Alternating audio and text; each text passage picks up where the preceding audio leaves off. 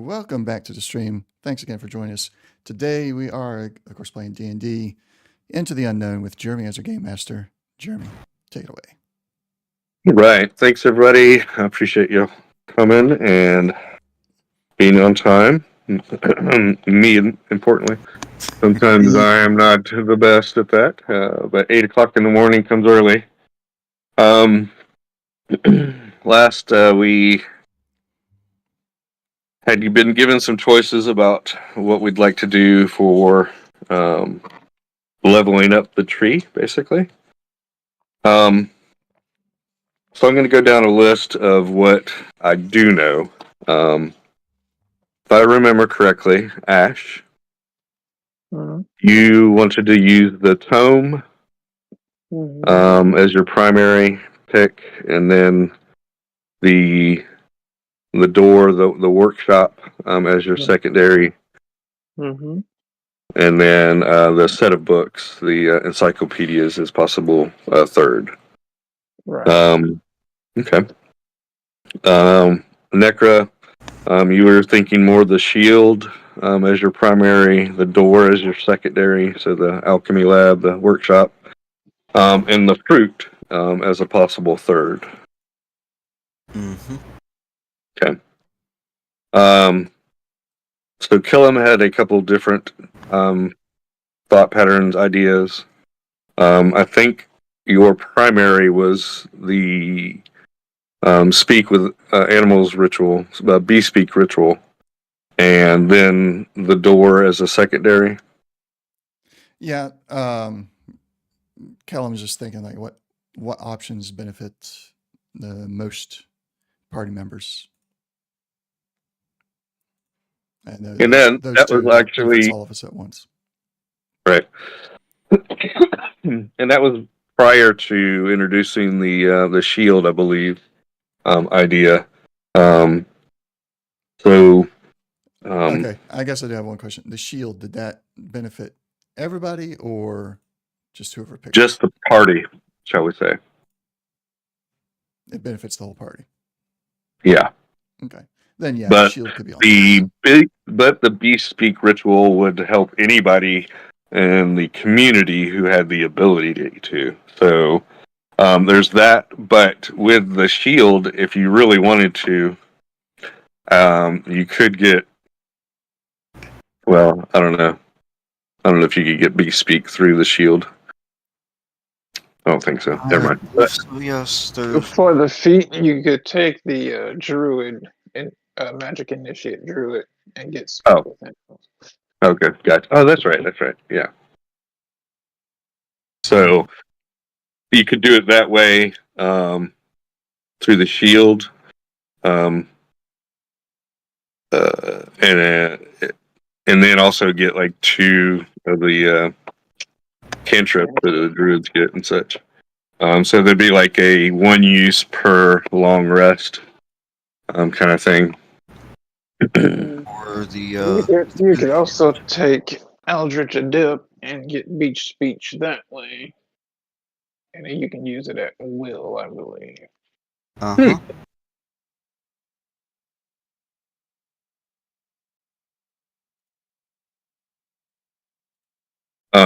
But I don't know if anybody would want to do that exactly. Those are just throwing spaghetti on the wall kind of thing. The shield has a lot of versatility to it, so don't want to, not think of it. Basically, okay. And then so, Banthor, you were thinking more the altar and the warlock. Yeah, those would be my top. At least one of them. Gotcha. If you had another choice out of the group, like a third choice, probably workshop. It's tough between workshop and shield, but I think I'd go workshop. Gotcha. Okay.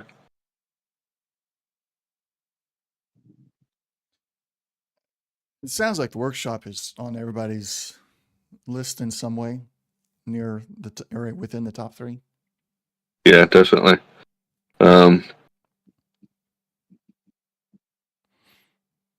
So could we probably say workshop is a choice, and we just got to figure out the second one?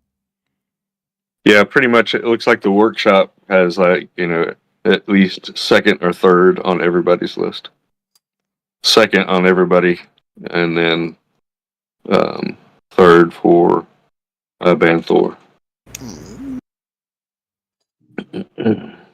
Is there, other than the workshop, is there anything that we all have in common within our top two? Uh,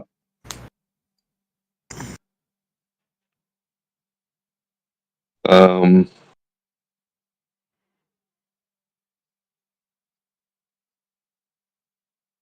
no. No. That's what I thought. So, I mean, at this point, Kellum would be like, we all like the door well enough. We might as well go and probably go and put that on the display shelf there so that we have access to it. And then really sit down and figure out what the next most common wished for item is, or what will benefit us all. If it's something that only one of us gets but it benefits the entire party greater than something else would, then we should do that. mhm.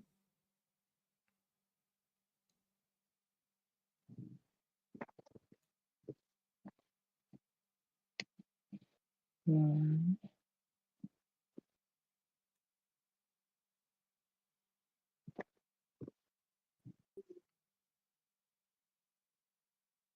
So do you want to do that and see how things go forward from there, or do you want to continue to try to deliberate between the different things that could be? So I guess, if anybody had any, this is why I want this, it would be, so if we want This to, is to where sway the party and or the Yeah, this is tree and or the game master. So that's kind of where Callum is at. so That's why he's like, let's make yeah. this choice. I'll give you a rundown. Y'all can make the choice. The tree can make a choice, or the game master can make a choice. The tree can make a Wow. choice. Yeah, if y'all can't come to a good understanding of where y'all want to be, then the tree can make a choice. So reach out, grab the uh, door token Mhm. mini, and kind of tap at one of the vines. Like, here's the Right. first choice. So it grabs the door and goes over and sets it up in the top left hand corner. It melds into the rest of the picture that is taking form, and a set of staircase starts to form right of where the door is. So you would come in the door and you could take a right and go straight up this spiraling staircase that goes along the wall, up about 11 feet or so, and a door forms there in a nodule, basically, and you can kind of hear creaking and moving, and you can hear furniture dropping almost and setting, and the feels like the outside of the tree kind of shakes and such, and the door opens and you can smell herbs and acidic um, tinctures and the smoke of a fire burning. Mhm. Mhm.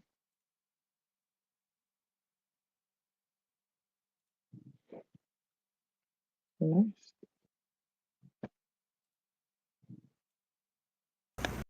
So this where we plead our case for the next thing we want? If you wish.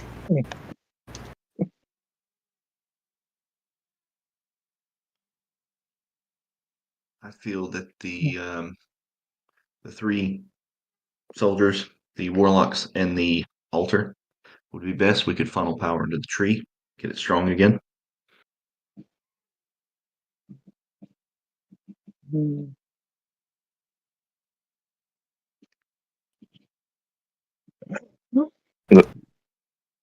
My thing, Sorry, I was gonna say the vines kind of grab the Three Musketeer bust and the altar, and kind of with two vines starts juggling them, but around. So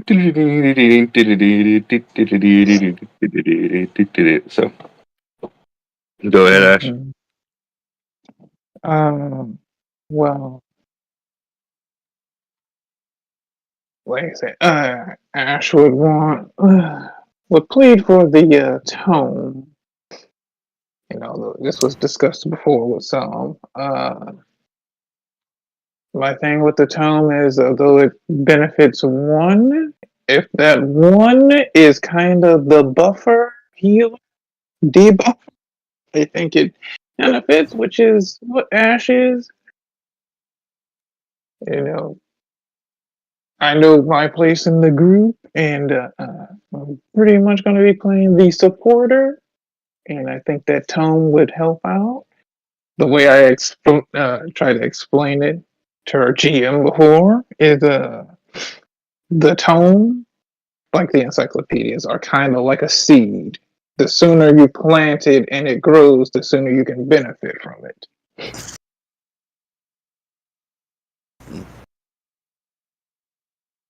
So if the tome is chosen and can start benefiting from it, it would pay off in the long run. Is what I'm saying.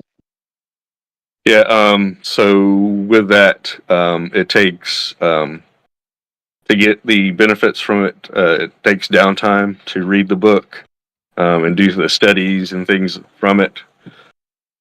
Mm-hmm. Excuse me.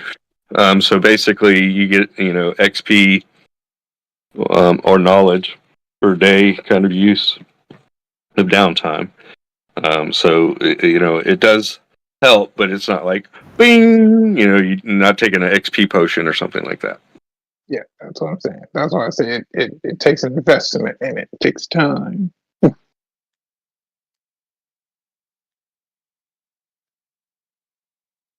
So that's why I So argue for the vine, one of the vines, come down and grabs the tome, and kind of like a Harlem Globetrotter sticks its finger up in a way and starts spinning the tome on it like a basketball, and stuff like that. So now we have the altar and the bust, the Three Musketeers being juggled, and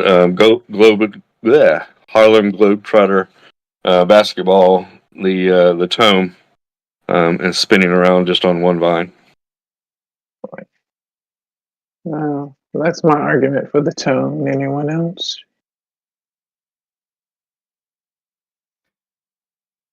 I mean, I can see how that would eventually benefit the group as a whole. I also see Banthor's argument on strengthening the tree with either the altar or the warlock contract. Mm-hmm.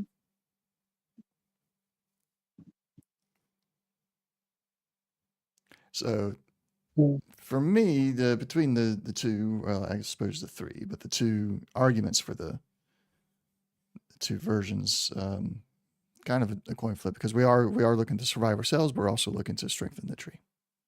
Mm-hmm. Here's my thing. Again, like with the tome, and it takes time. Once the altar is set, like once it's turned on its own, and then it's just a matter of bringing items back, finding things to give to the altar. It's like once we flip that switch, it's on, it's done. Yeah. So, but with like the tome, again, it takes time, and the longer we take to choose that one, the longer it takes for that benefit to kick in. But the Oh. altar, I mean, it's just like once it's on, it's done. Are we sure that we'll get to choose more later? Well, yeah, we saw that there were more spaces and other carvings to choose from later. Now, only one spot was open. Carving. We did see that there was other carvings to fit other pieces into. But will those be So for yeah, us to this choose or a new group to choose once we're dead and gone? so the perspective of what's going on is currently that this is part of the quote unquote leveling up of the tree, its process. So far, it's either unconsciously or consciously made the choices up to now, and it seems like it's making some of the choices itself with the with the timber wolf, and the door leading you into, this chamber here. We can call this the trophy chamber, or we can, come up with a different name. But so far, that's basically what it, or the cocoon, because there is the up on the top of this room is a um, just saying a reason I say man shaped, a bipedal creature. Could be a man or a woman, but it's a little small. And it's wrapped up in basically lights and vines. These little white and green lights, and then it has like a mesh of vines that is covering that cocoon. So it's kind of like a net holding up this cocoon, or this figure made of vines, and such, in the shape of a small man.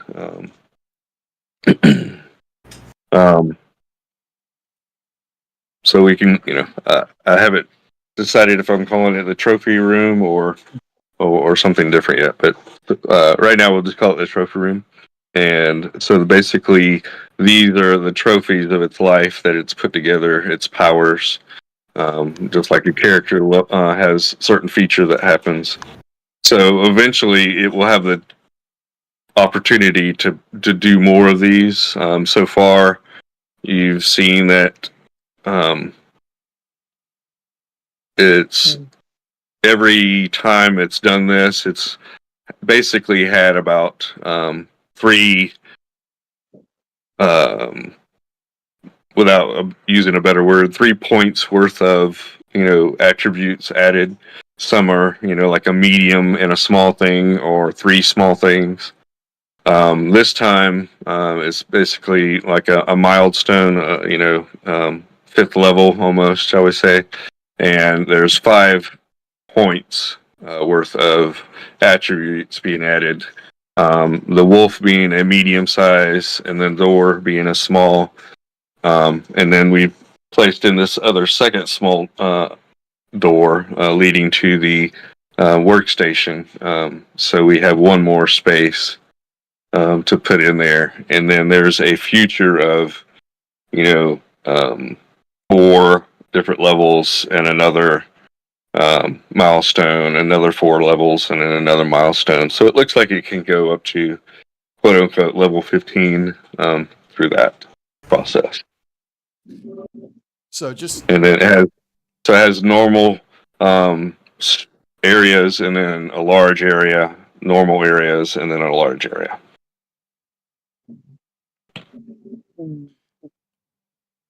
just Kellen's going to continue to play devil's advocate here a bit. Mhm. Understanding that, yes, I mean that this tree is obviously it's growing, it's gaining experience, but we don't know the amount of time in between that. We may not be the ones that helps it choose its next process if we don't help it gain experience quicker. True. But if we don't have the experience for ourselves, like then we're just putting ourselves out there to get killed.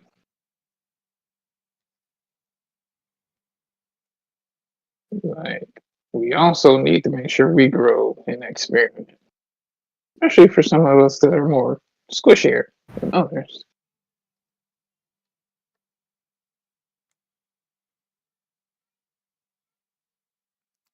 But we're not going to lack in what we grow from or lack in our own experience gain by choosing the altar. No, but it could give us the boost that we need. Especially, and we don't know which situations we're going to get in going out there.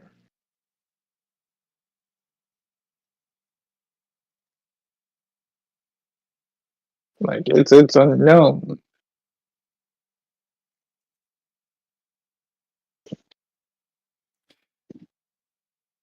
So And scenario, we choose the tome. That's the one you're talking about, right? mhm. Okay. So let's say we choose the tome.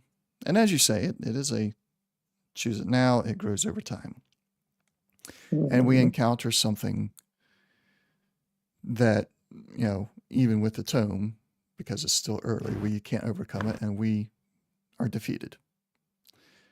How long then would the village and the tree last, if it lasts, before the tree is able to grow again and find another group of adventurers to assist it?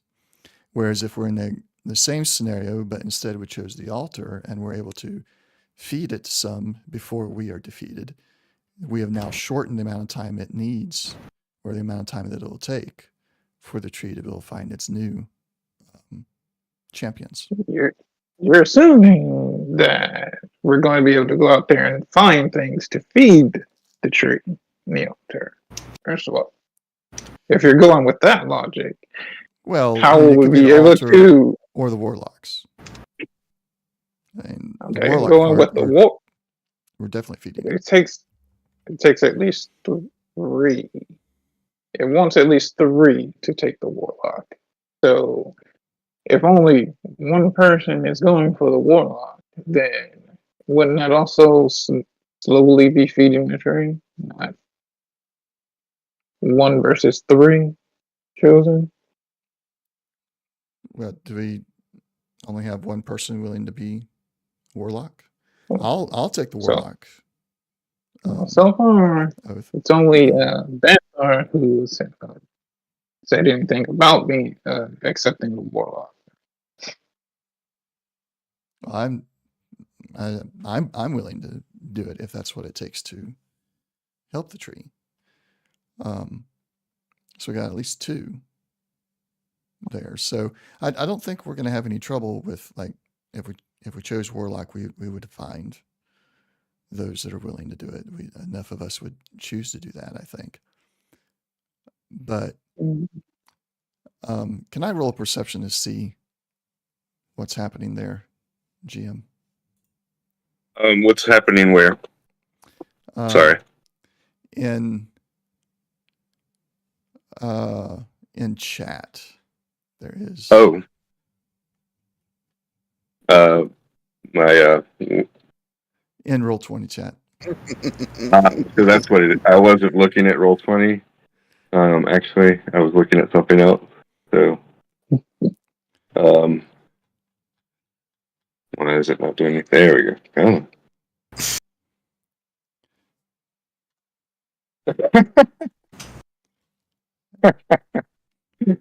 Yeah, it might be a little difficult to believe the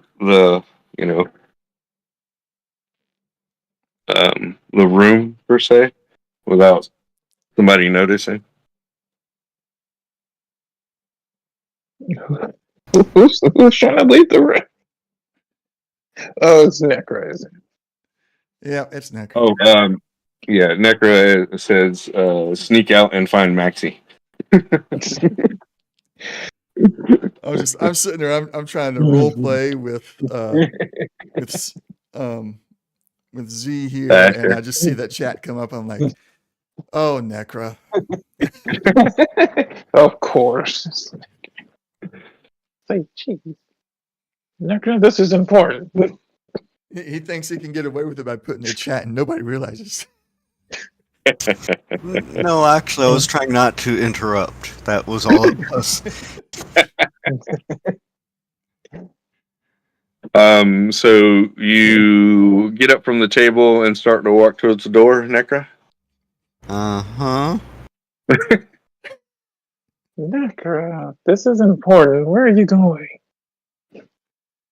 Uh, I think Necra is potentially like, whatever you choose, he's gonna go with it. What yeah, I have no interest in being a warlock. Oh. And everything, the altar is nice, but at this point it's basically round and round, and I do have other things I was going to try and get to. Well, So- I was probably going to get around to that at some point in my thing, but I think, but arguments for both sides are very good. Yes. And I don't know that we're going to convince each other. Like I am, even though I'm playing devil's advocate, I'm simply doing that because, well, I want the conversation to happen as much as possible there. However, I'm still on the fence about either. If Warlock is chosen, yes, I am more than willing to join the Sin Gates, or I'm sorry, join Banthor and becoming a Warlock to help the tree. And if the altar is chosen, then I mean, I've never had a magical item in my life, so if I have to give it up when we find one, great. If the tome is chosen, I certainly see the advantage in allowing that to grow over time. So all that being said, with Necra and myself kind of both like, we could go either way.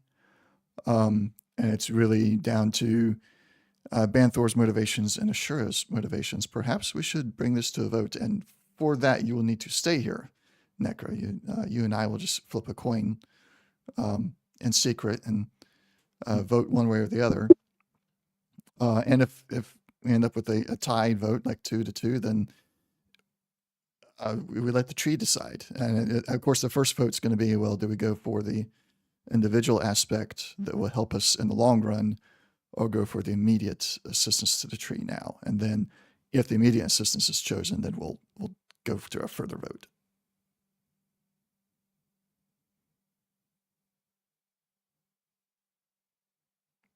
Is that okay with everybody? Yeah.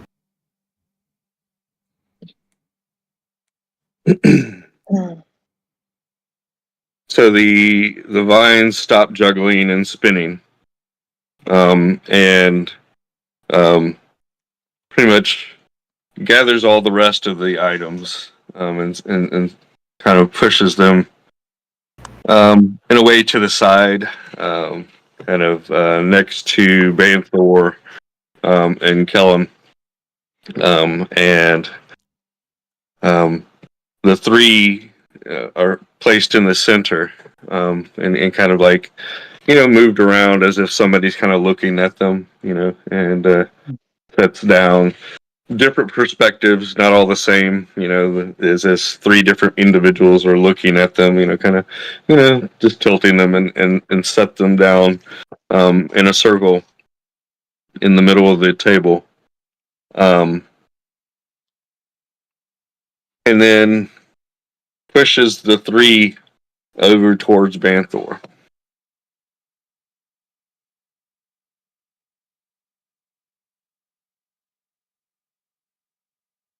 Is this the table asking for our vote? He's basically, set those others aside and is put the altar, the Three Musketeers, and the tome, and is push those in front of Banthor. Excuse me. As if to, say, what is your pick?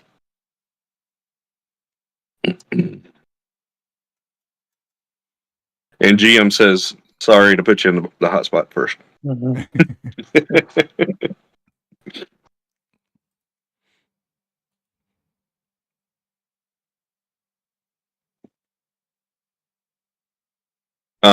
Banthor, roll perception, Banthor.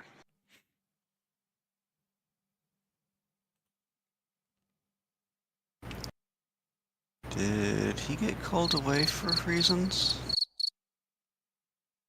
Oh, okay. Oh, no, he's rolling. Maybe muted.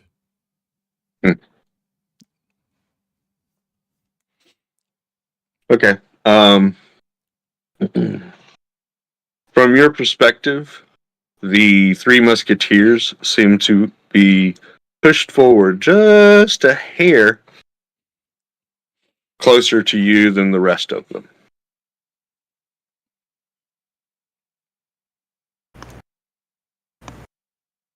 I don't know if your mic's on or off, but we don't hear you talking.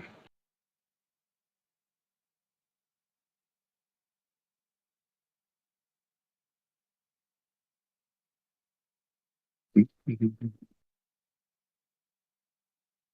that's not what I wanted to do. So while the tree is getting Banthor's input, Kellum is going to root around in his pouch for a couple of coins. Okay. So if you have an issue with your mic or anything, you could type in to... No. No, we cannot, Banthor. Banthor, just so that you know what we're seeing from this end, it's not even giving the green circle activated around your icon to indicate that you're speaking. So maybe you're somehow muted from your end, or no mic is connected potentially.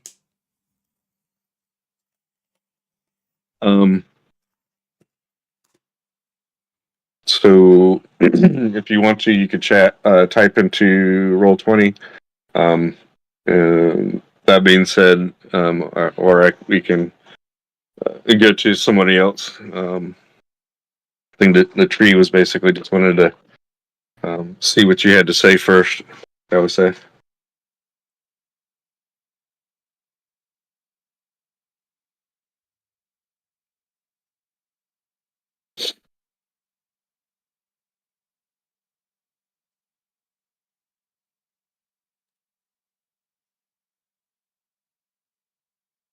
See these typing here in Roll20. So let's see what happens real quick.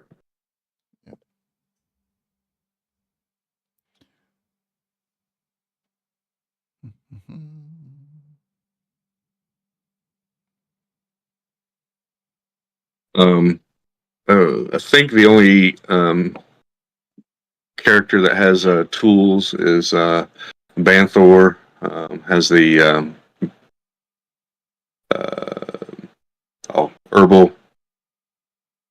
Herbalism kit. Yeah, herbalism kit and such.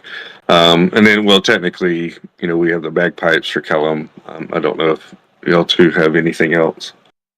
Do y'all have any tool sets that y'all have, Kellum or Necra?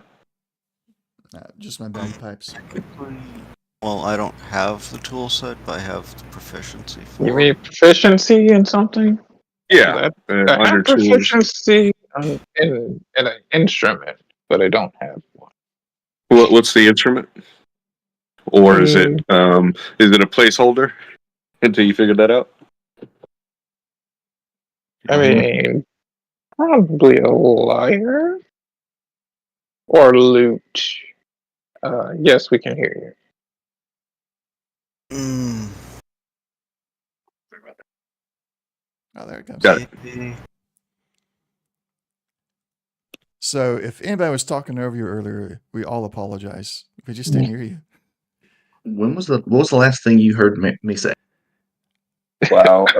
I don't even remember the last name. Yeah. It's been a moment. How are you? Before Ash and Kellum started discussing which would be the better option. Yeah, when I started would- having that Yeah, discussion with Z, I was doing that because you got real quiet, and I thought you was just being, just being quiet on purpose. Look. Right. So that's when I No. started doing that. Yeah. So yeah. so we weren't ignoring you. My apologies. Who cares what the druid has to say about what needs to happen with the tree? Let's just ignore Yeah. Oh. it. But Okay, no, so let's go back a little bit and have you get the pin because maybe you can sway it one way or the other. so when Ashra was mentioning the book and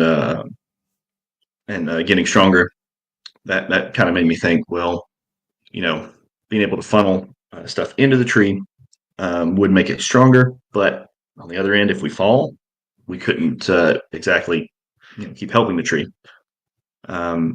Kind of same thing goes with the warlock pack. If we do the warlock pack and we put experience into the tree and then we fall, nobody else would be able to really. I'm unsure how that would work if somebody else would be able to pick up the reins and continue to help the tree. Whereas if we were to pick the altar and put magical items into it, even if we were to fall, that should still be a pretty simple way to continue growing the tree for a new group of adventurers. So a little bit more on the Three Musketeers. 3 will be chosen, given the gift. If y'all don't choose to be warlocks, it will choose somebody else. So it will have 3 regardless of how many of us are part of that 3. Right. You're given first choice. If you're basically the tree will make a choice of whether or not it will give you that opportunity, and then you have the choice of making that pact and such. And if you don't, then until the 3 are met, the tree will continue asking.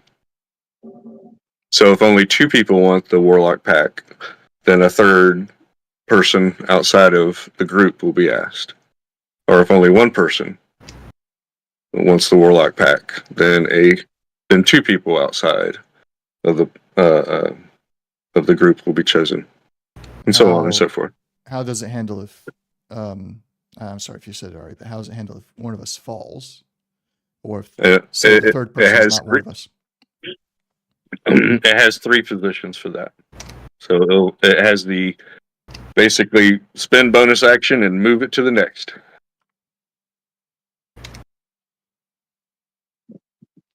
So if someone falls, then another person could be asked to be a musketeer, basically. Okay, so it'll always A warden. Yeah, it's basically saying that the tree can have 3 wardens. Okay, so if somebody dies, then it's just going to go replace them with someone else. Right. So it would be as long as it can find somebody, it would be a consistent source of energy for the tree. Right. And that is a bit of big information, but since we're at this point, I guess I'll fill in the blank.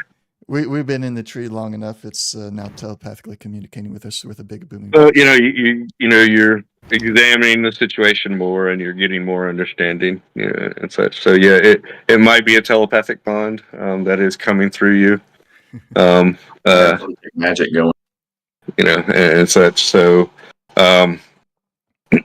I could say, through Banthor, he gets a little bit more understanding and such. So, all right, right, just explaining everything as you tell us.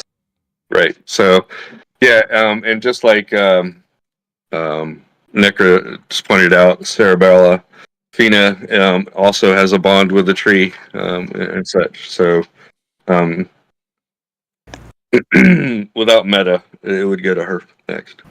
So, that being said, Kellum is pushed a little bit here. Kellum would say, with that information, it seems like, as Ashura pointed out, we may not encounter very many magical items out there.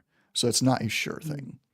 So let's push the altar to the side and narrow it down now to the Warlock Pact and the tome. At least we can at least do that now, I think. I agree.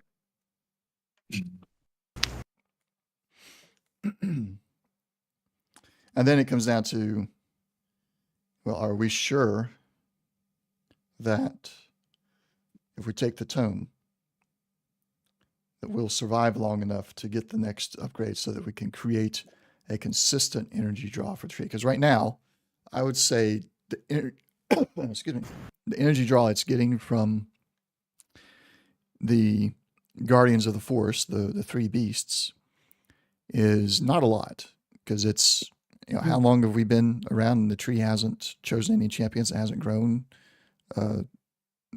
even before us. It's been kind of dormant. If I could, DM, I would like to, because I've noticed the warlock is a little bit closer than the rest. Am I able to grab both and not offer them up as final choices, but just to see if the tree gets excited over one or the other? Sure. So how will you? So you grab both of them up and kind I of grab both and say move one a little closer than the other, and kind of just very delicately shake it, and then shake the other one. I gotcha. Teasing a dog with bacon or a hot dog. It's almost like a child with a toy. Do you want this toy? Do you want this toy? So, like a child, it grabs the warlock set, the wardens, the three musketeers, shall we say, and kind of looks at it and dances it around and such, like a little soldier's moving around a board.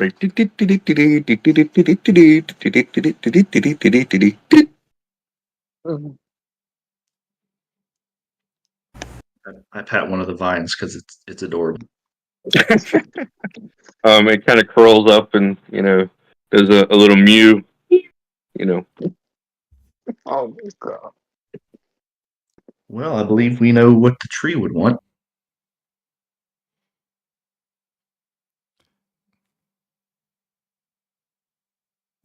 Considering the options, as much as I agree with the thought process on the tome being a growing power, if the tree is the true priority here, I think the warlock perhaps wins out a little bit on that. I agree, but if we do get the opportunity, I do think the tome should be a third choice if we're able to grow the tree strong enough. And I think the warlock gives us the best chance of growing the tree quicker. I agree. So that we can get to that next level.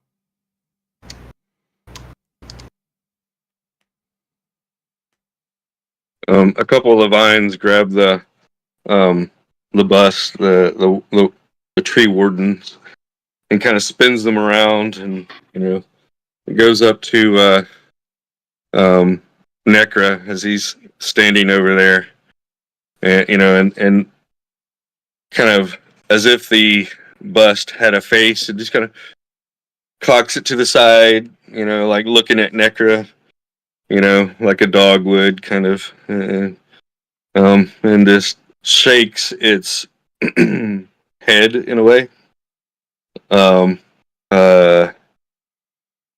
Not so much like in a no, but like, okay, all right.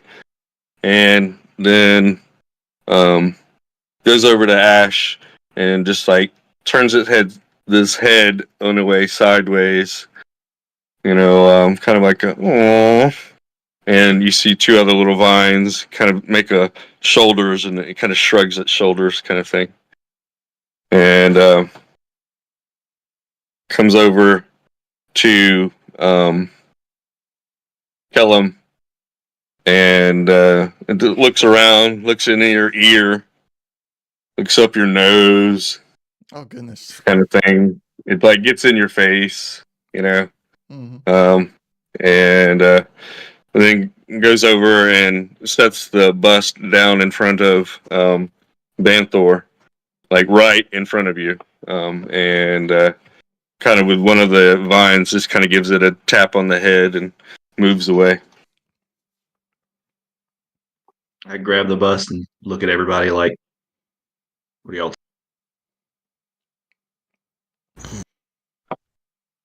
Well, Kellum will nod. look towards the cocoon up in the ceiling, like, well, looks like the decision's been made. So when you're ready.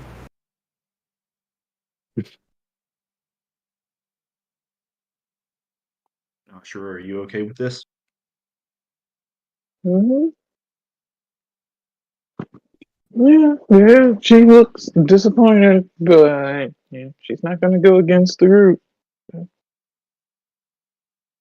I reach out and give the warlock bust to the tree. All right. So it melds into the bottom portion of the pitcher, kind of like a totem pole. It goes up, and this is basically the base of the totem pole. Right above that is the door. It's long and thin, and then above that is the wolf with the vines spread out, kind of like making wings almost. And then setting on top of those,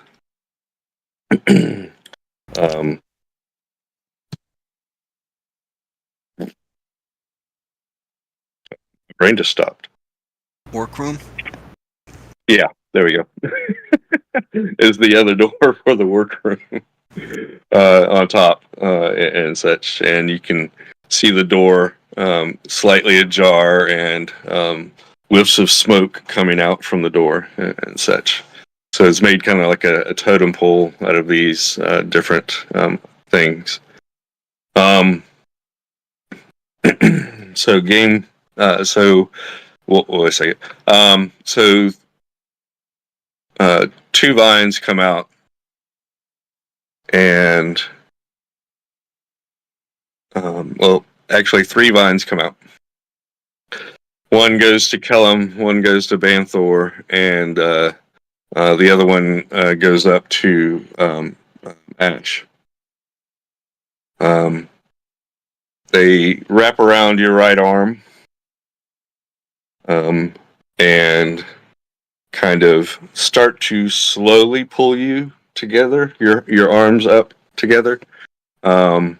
You basically are now given the choice you feel to accept the pact with the warlock, pact with a tree, to become wardens for the tree, to give up some of your experience towards the tree, but also to help protect it. You get a dreamy sensation of laughter and the laughter that children have come into your head. And you see butterflies and falling leaves, and you also in the background can see beasts of different sorts being shot at with lights, these beams of light that strike in different colors of white and green, and you see dragons being felled with contraptions that fly in the sky, and you hear loud explosions in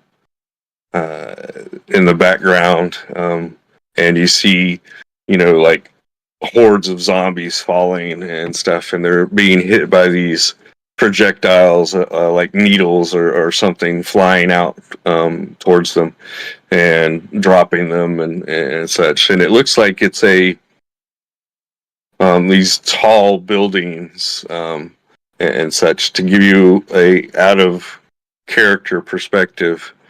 It's like walking through New York City or London or something like that and seeing zombies, and they're all being shot down with bullets and such.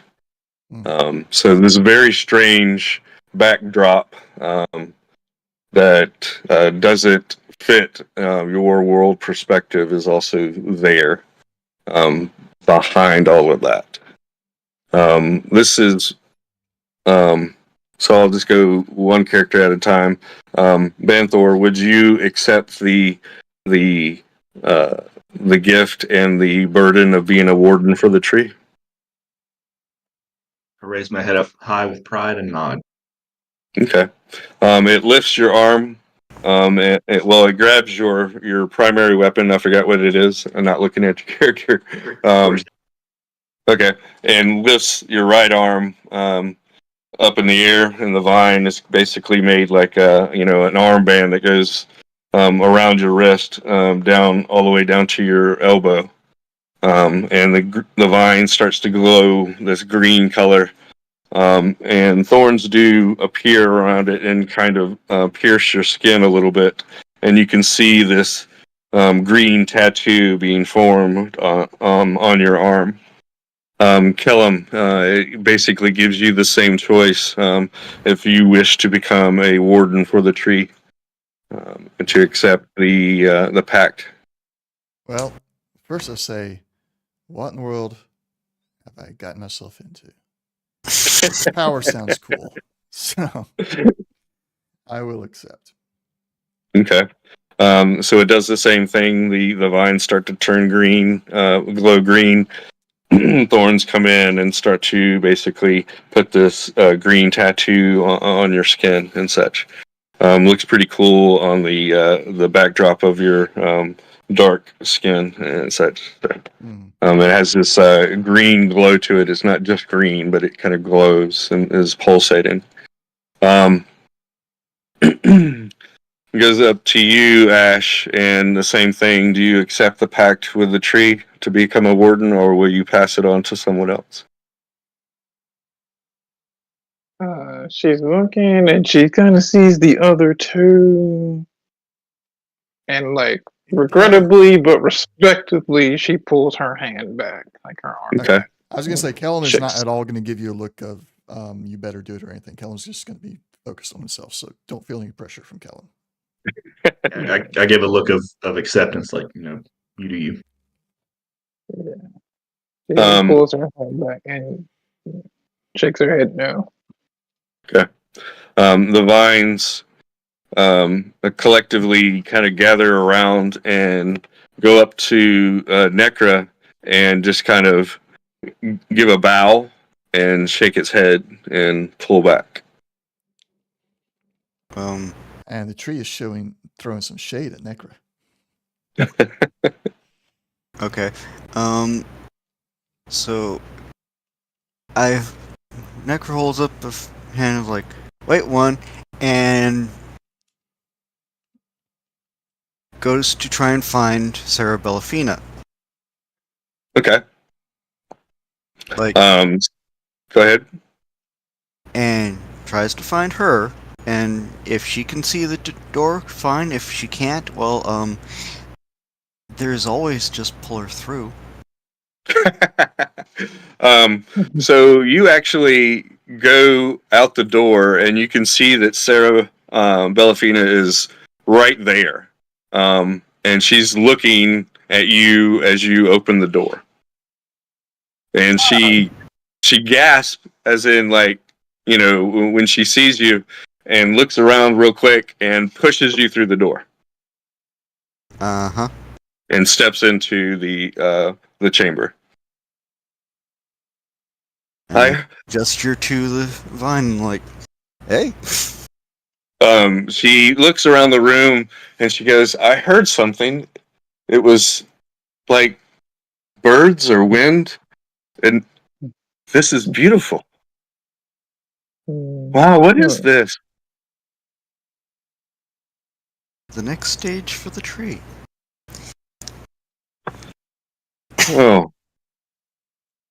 She has. She's mostly a somber individual. Doesn't really chat. She is a little bit older in age. She was young already. A young woman, a young adolescent, as y'all were growing up. So she's an older adolescent, a young woman in the age of Fae. And like I said, she's mostly somber and dour almost, but she's very excited and has um, a look of wonder on her face. She starts to walk into the room, and the first thing that she notices outside of the group here, as she kind of pans the room and looks at everybody, she doesn't have a look of approval or disapproval on her face as she looks at the group, just taking in the information. And she looks up and sees the cocoon structure there, and she gasps yet again and falls down on her knees and says, "This is the dream that I've been having."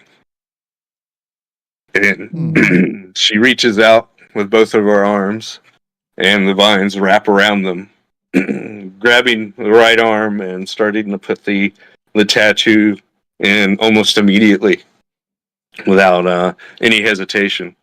With the right arm, it grabs for her weapon of choice. It grabs a small, gnarly wand that has a black gemstone of some sort embedded into the pommel, the hand, not the tip, and raises it up in the air. And then the vine on her left arm kind of slowly pulls it behind her back. When this happens, two other vines grab Kellum and Banthor, respectively, grabs their left arm and pulls it behind their back, and starts to put the tattoo on that side as well. You kind of feel a little tingling, numbing sensation from your left hand, basically, as you feel a little bit of who you are leaving the tree, like memories or things you've done. Not that you've lost these memories, but you feel them going into the tree. These are going to be high points. These are going to be emotional high points, either good or bad. And you can feel that, it's getting a sense of who you are, and pulling it into the tree as your initial tribute to the tree itself. It's not taking any meta XP from you, but it's getting your life experience and such. So the lows and the highs of your livelihood and such. And you can feel those memories being pulled into the tree. And for a split moment, you can hear memories from thousands of different minds, clippets of whispers, as if they were the memories of spirits or ghosts. And you can hear them in a hall. It's just a great open area where the voices bounce back and forth. It's telling experiences of different battles or things that they have encountered and things like that.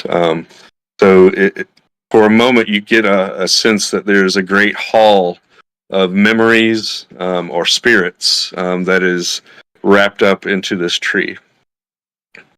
And then a sudden shock goes through your arm as the tattoo finishes and the vines recoil. And you've made a pact with a fey creature of great power. You will be given the first level of Warlock. I can go in and just do that, or you can do that for yourselves by putting in the XP to get a next level. So Banthor and Kellum, if you'd like. I know Kellum, you've gone to level 2 in your warrior. If you want to, basically you are now a level 3 character. Okay. So you can distribute your class how you want to. In Banthor, you're a level 3 character. You can distribute your 2 classes however you want to. And like I said, Kellum, if you want to do 2 levels in Warlock, you can do that. I'll just do the one. I'll stick to the way that I've already ruled things out. Gotcha. Mm-hmm. And then going forward, you'll just get XP. All right. Like, I have one problem. so Kellum, go to the first page, home. Okay. Yep. Scroll all the way down to the bottom. Okay. User Classing. prerequisites, multi-class requirements. Turn that off. Okay. Got it. Sweet. I can't remember Banthor. If you have the same problem where you can't multi-class, you go into the home page and go all the way down to the bottom and change that prerequisite so that you don't need multi-class requirements. Because the unfortunate of the Warlock class is that it does go off of charisma. So y'all two, I don't believe, are very strong in that fashion. It'll come in time. So you could pick things that don't have to, Yeah. depend on that and such. So, The other worldly patron, would this be an archfey? yes. Okay.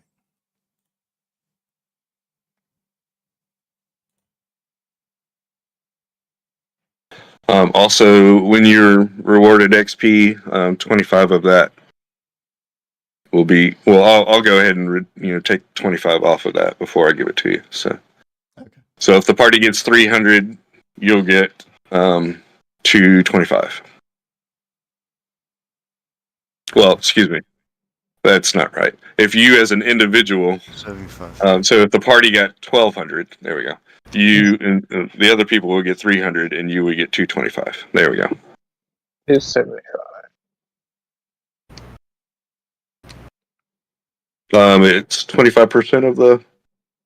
So I think it'd be. Yeah.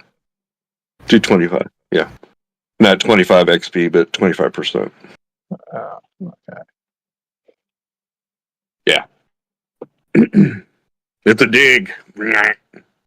That's government tax right there.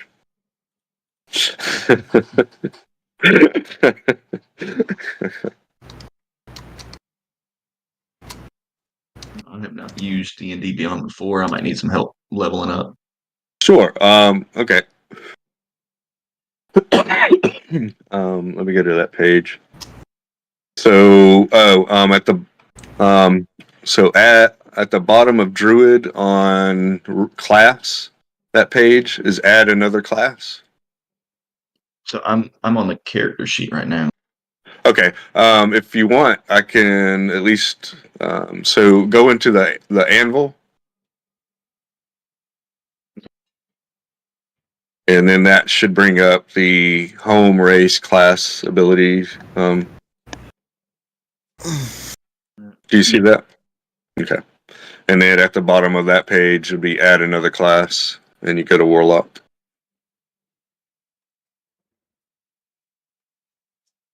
Okay, so that's going to be.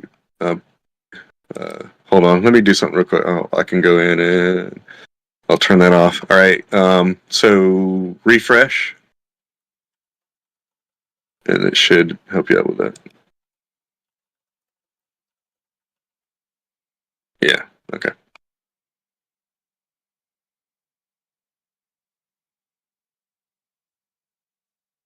Um, so let's see.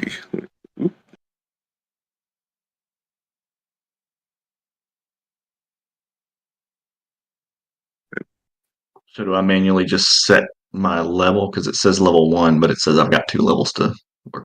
Yeah, so if you want 2 levels in the Warlock, you can do the 2 levels in the Warlock, or you can go over to the Druid and raise it up to level 2. So it just depends on what you want to do.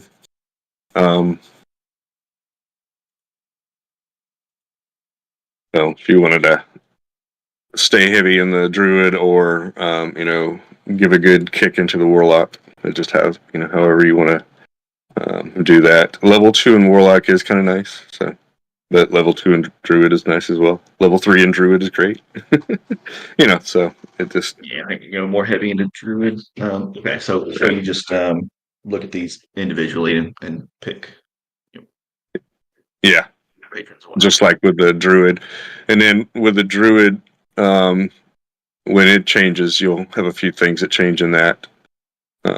You'll be able to add more spells, things, you of some sort,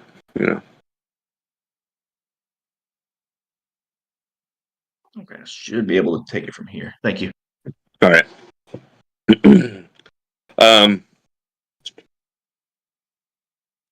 Okay. So the vines pull away, and those memories and things of the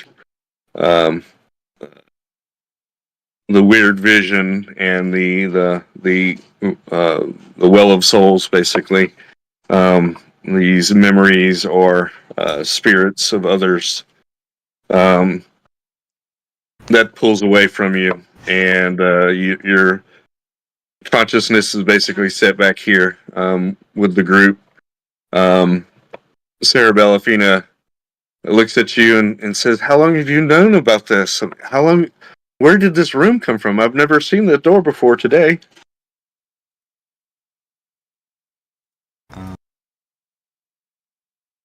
It literally just formed less than an hour ago, as far as we know. This is wonderful. And she starts looking at all the little pictures on the wall and such. Oh, I can see the growth of the tree and the grove of trees.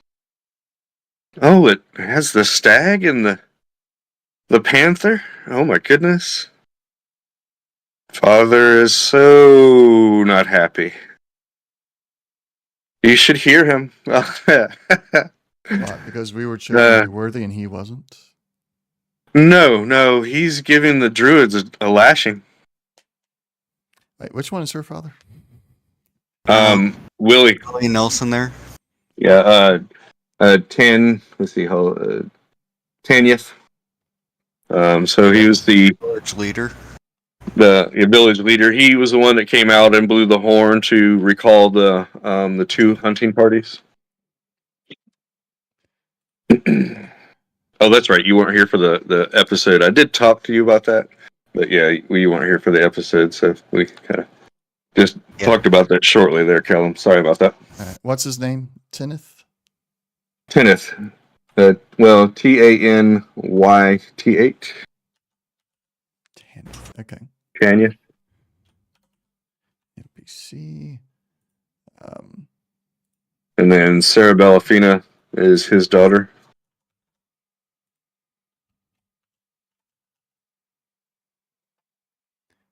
Yeah.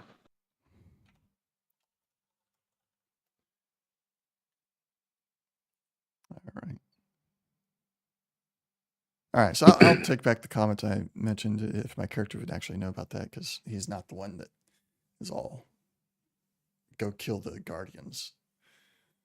Or at least he wasn't as on board with it, if I remember correctly. What's that? Right.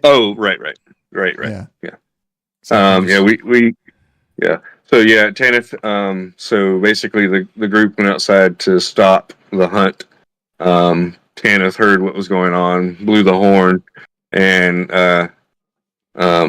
basically a signal like everybody return. There's something happening. So they got a response from both parties, though somewhat reluctantly from the Unseelie Court hunt. And then y'all came back into the room and started talking about your decisions to which trophy to pick. So Cerebella is like, yes, my father's yelling at Farian and Denathi for considering doing this. He only went along with them because he thought it would be good, but then seeing the wolf and their discussions, he got very angry with them. Is currently telling them. Well, yeah. So I walked outside and I heard the tree saying something. It was talking or making noises or moving. I don't know. So I came up to look at it, and then this door showed up, and I was quite certain of what I should do. And then Nectar popped her pretty head out, and yanked. I had to go inside. So wow. Been in here and making. Well, what have you been doing? Well, we're wardens for the tree. As she looks at you, Kellum and Banthor. Yeah.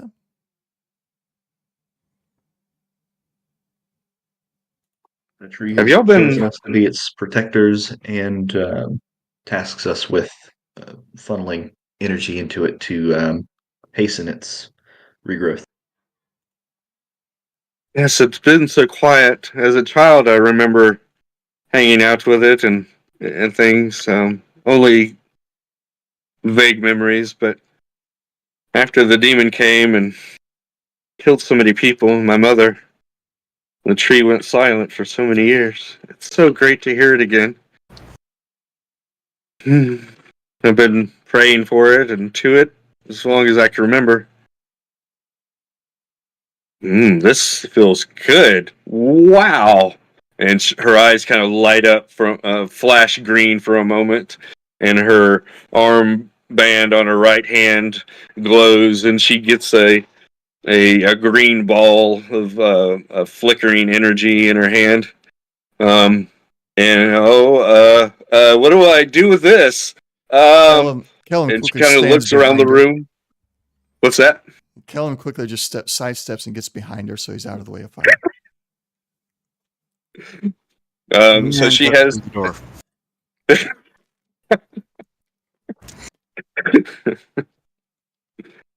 she looks frantically around the room and looks at you, Kellum, like, "Whoa, what are you doing?" And almost instinctively, she raises her hand, and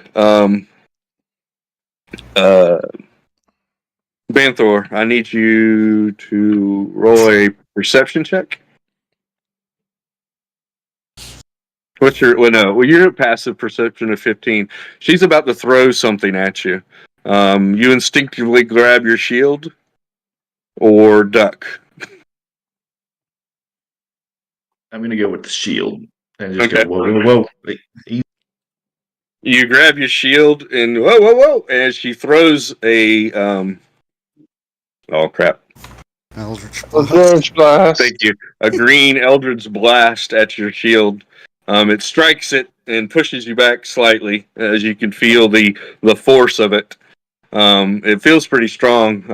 You are, even though you picked up a few levels, you're sure that would have hurt and such. She's a very charismatic individual.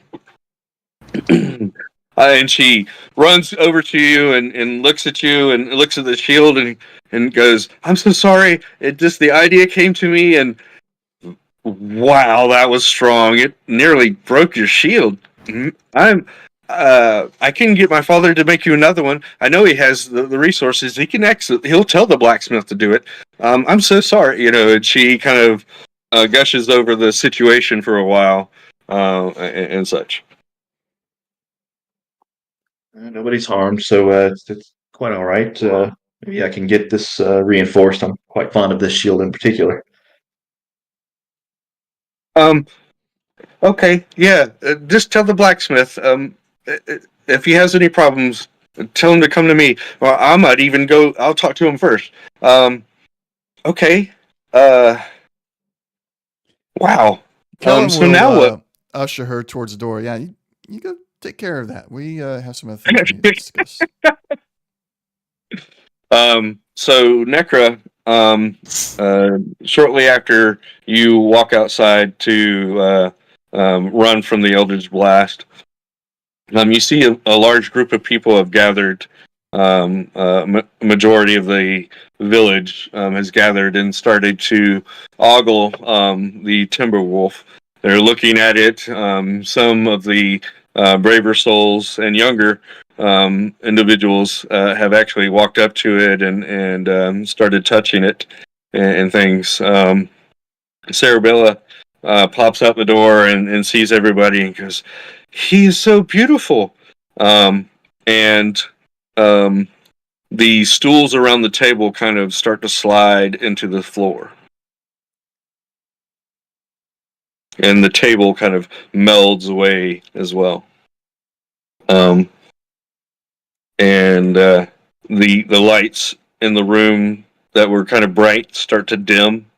And the only thing is like a green pulsating light that kind of comes from the cocoon and such.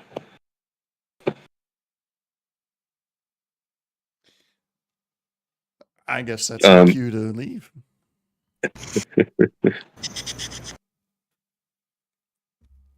There is a singular light on in the workshop, but the door does kind of close. You hear it, close and click, and you hear like a locking of doors and such. And you hear outside before you're able. I know, right? Those who may notice, Ash looks over at the spot where the lamp and the chair kind of melds into the wall. She kind of mournfully looks at the reading space as it disappears and walks outside.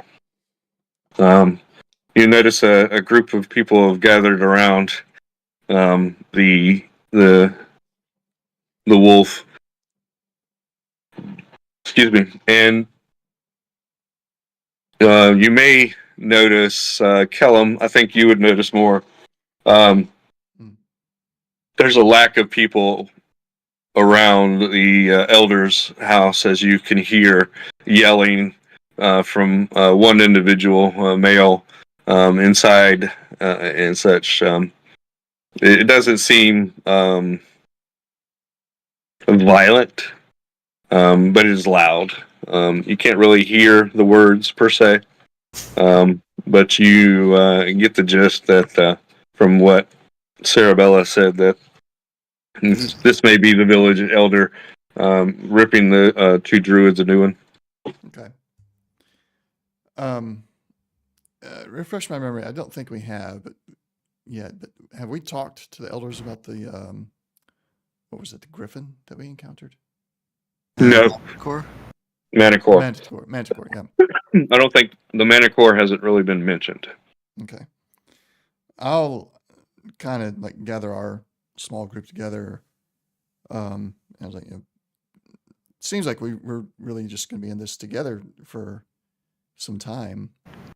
The tree hasn't really given us a direction to go, but I think we have a direction with the information we have from Manticore. Should we inform the elders or just strike out on our own? You hear a gasp.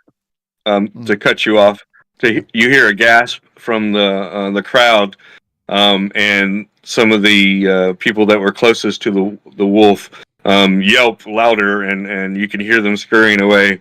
The wolf moves and turns his head to the group and walks over to you directly.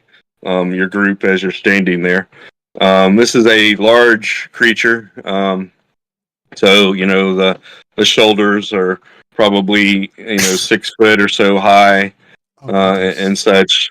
Some broad, 4 foot wide, creature with the timber and wrapped in vines. It has these green glowing crystals in its eyes, and a green collar around its neck that pulsates slowly, like the light that was inside the tree when you were leaving. It looks at the group, mainly the four of you, and walks through the group, basically. Like, it makes you move out of the way, and continues walking towards the south, and looks back and kind of gives you a head nod, as if to follow. Okay. Well, And forget what I was saying. Let's go. well, and I'm looking at the crowd. Do I see Maxie? You do see Maxie off to the side. She is watching, the wolf and the group, with some concern and also, like wonderment, and glee, so she's watching it from afar, not getting in the mix, but she's like, wow, about it. All right. So pull the barfly net. And do you like opposite direction from the wolf, or is she? So she's she's in the east side of town. That's kind of where she hangs out a lot, is in the east. Right. So what were you doing exactly? You were grabbing your fairy catcher net and Well, try to snag Maxie and follow the wolf. okay, all right. You can look at her and just because she's looking in the general direction of all of y'all and stuff. So you can make eye contact with her and kind of get her to come your way and such, and she'll start fluttering around the crowd and towards your direction and such. What is the rest of the group doing? I'm following. Kellum, okay. So the five of you come out, start walking out of the village, and people are like, "Where are they going? Where did the wolf come from? What's going on here?" And then Sarabella starts to tell everybody, "Oh, the tree has come awake and has started talking to me, and I made a pact with the tree and all this good stuff, and these warriors are going to go with the guardian of the tree and stuff, and go do a mission." Yeah, that's what they're doing. Yeah, and stuff. So she's kind of like ad-libbing the situation, to the group, but with her charisma and her position, people take her, her word for it, and kind of stop wondering so much about what the group is doing, as if to stop them, but just oh, okay, that's what they're supposed to do. Okay, good. And things. So she's reassuring the people of the village. As you start to leave, you can't. You'll notice that one of the Sealy War group, hunting group, has started to come in to the village from the northern direction. So you're kind of going in opposite directions at the present time. You can get their attention if you wanted to, or you can continue walking out of the village. Do they look like they have the panther, or they look No, you don't notice that they have any hunt whatsoever. At least nothing big. They might have small game, but you can't really notice anything like that. But they definitely don't have the panther in tow, or or anything like that. and they don't look like they've been in a fight? No, some Okay. of them will look a little, but not like the group, has been in a long, drawn out battle or anything like that. Alright. Nobody's hurt either. And otherwise, just ignore them. Yeah. I am going to, Kellum is going to quickly, while Sarah is talking to the village people, before we get completely out of the village, I'd run over to her real quick and be like, make sure you and your father just don't let them go after the guardians of the forest. I understand. She knows that, and then I'll continue on. Okay. Yeah, she says, I saw their importance inside. I understand. All right. I address the Um, group. Go ahead.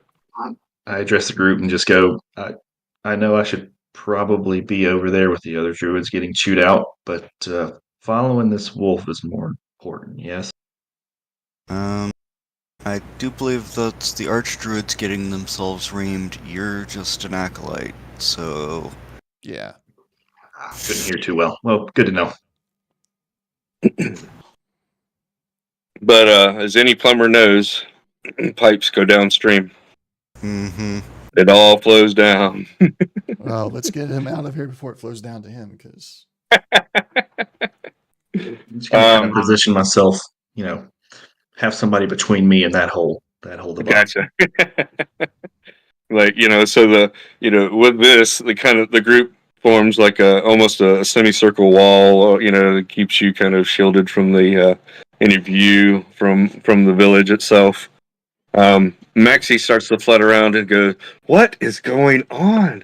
Where did the wolf come from? I like its eyes." That was our conversation. Callum Also- will bring up the rear and plays bagpipes. Okay. Well, nobody's hearing our conversation over Oh, no. aside from us. Y'all can hear. Yeah, nobody else is hearing us. So they're just like, oh, they're going off. Yeah. Anyways, so sounds like there are a few things you might want to get that nice little dagger out and stab. Oh, Did you find the toad? I know where the toad is. I'm not going to take it on by myself.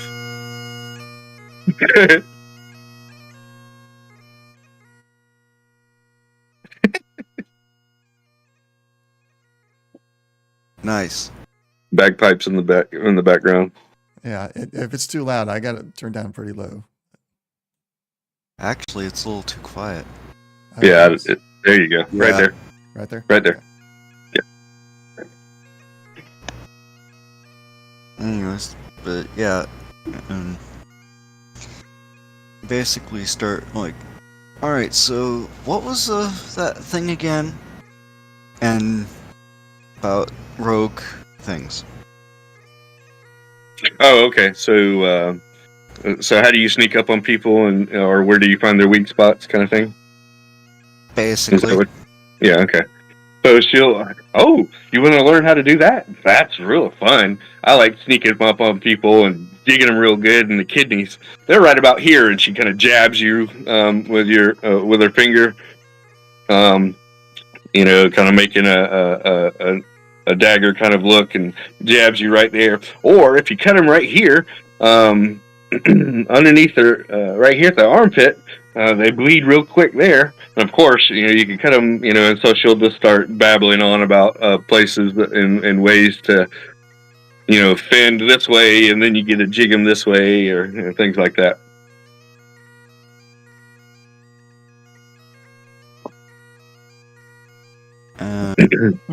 You're not looking. Are you looking for anything in particular, or are you just trying to have that conversation with her, right? more or less, as we're going on the way to where we're going. Gotcha. Okay. So in the background, Necra and Maxie are just talking rogue stuff. Necra, Meta is multi-classing from ranger rogue. So he's getting some information from the closest rogue he knows, so he can level up that way. Kellum and Banthor, have you finished leveling your characters? Yes.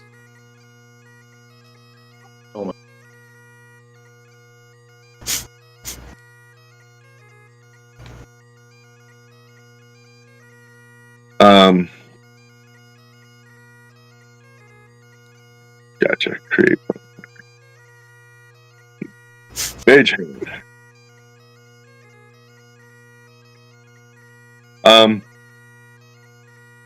So with your cantrip, you can keep it the way you have it, or you might want to change Create Bonfire to Eldritch Blast. But that being said, I think you could change any of these when you level up. Am I correct in that?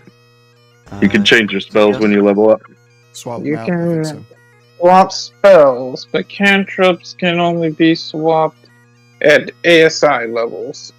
Okay. The reason I say that is Eldritch Blast levels up with the player, not the class. So levels up with the character, not the class. So Eldritch Blast will become stronger and stronger as and the tree actually won't give you access to Create Bonfire. Sorry, I should have said a few of those things. Fire-based stuff for the Warlock needs to be.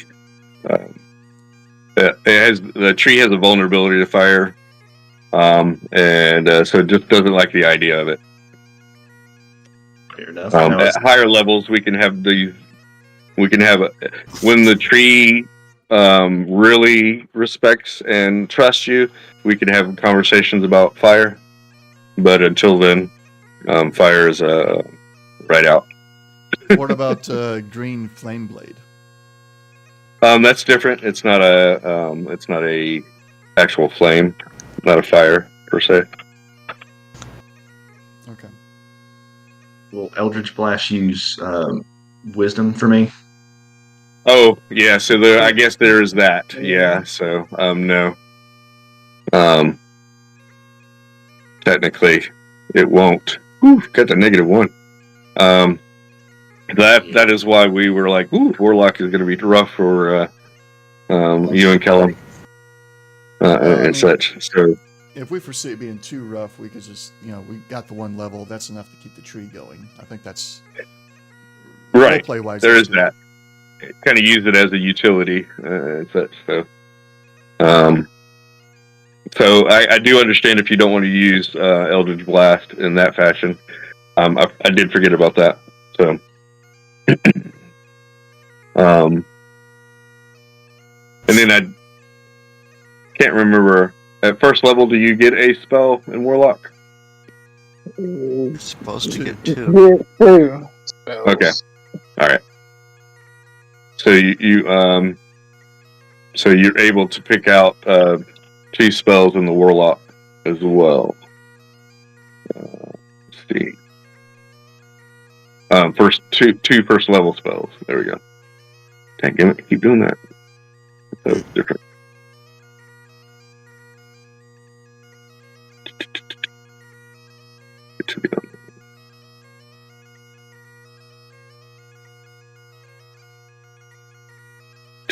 I'm gonna look at you, Kellum, real quick. See what you did there. Yeah, I had Create Bonfire, but after you said the fire thing, I swapped it out.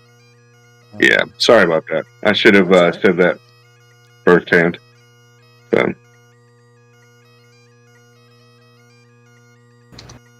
Okay, yeah, those are good that you got and such. So.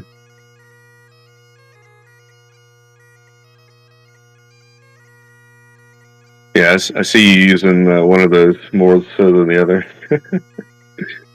Yeah. I'm not sure which one, though, yet. Yeah, I mean, it really just depends on situational. That's it. So, yeah. So if anybody has any, as you're walking out of the village, you start to walk through um, the grove area that is right around the village, and then start to walk out into the hunting grounds. Does anybody have anything they want to talk about or say before? It kind of feels like the wolf is leading the group to, maybe a particular location or something. He keeps looking back, making sure that you're following. The music is right behind him is not enough notice. Well, yeah, I guess there's that. I keep it. Sorry. Oh, no, I'm kidding. He wouldn't say, not to say keeps, but almost like a dog, kind of, still looking to see, make sure everybody's there and such. So Checking on the pack. Yeah. Yeah.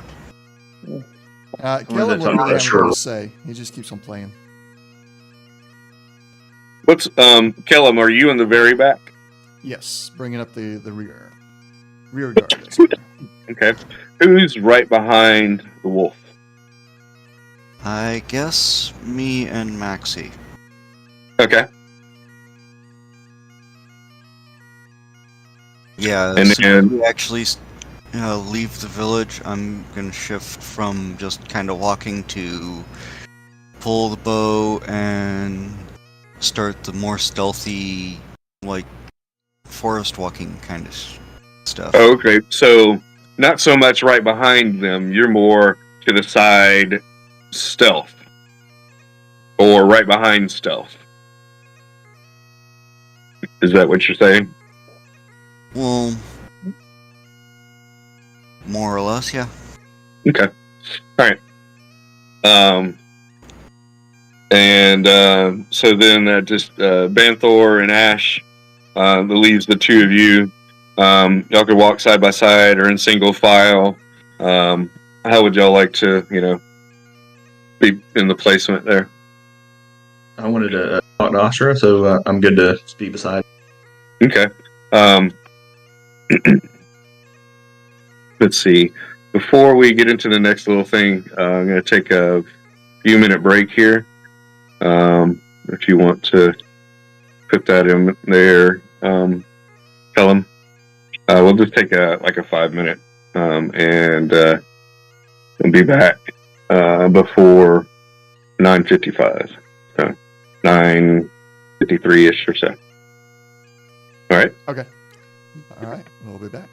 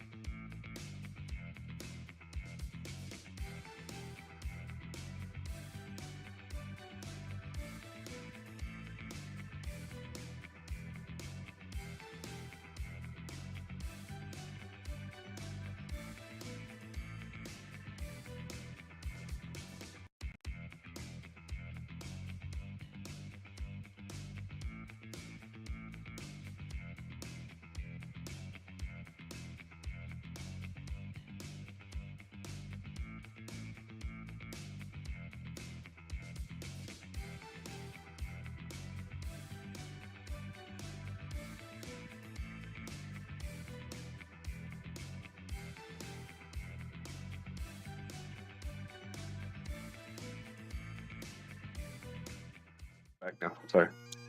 Okay, now we're back. All right, my apologies. I forget some of the details. Yes. As you continue walking, Necra, you notice that this area is different from how you used to remember it.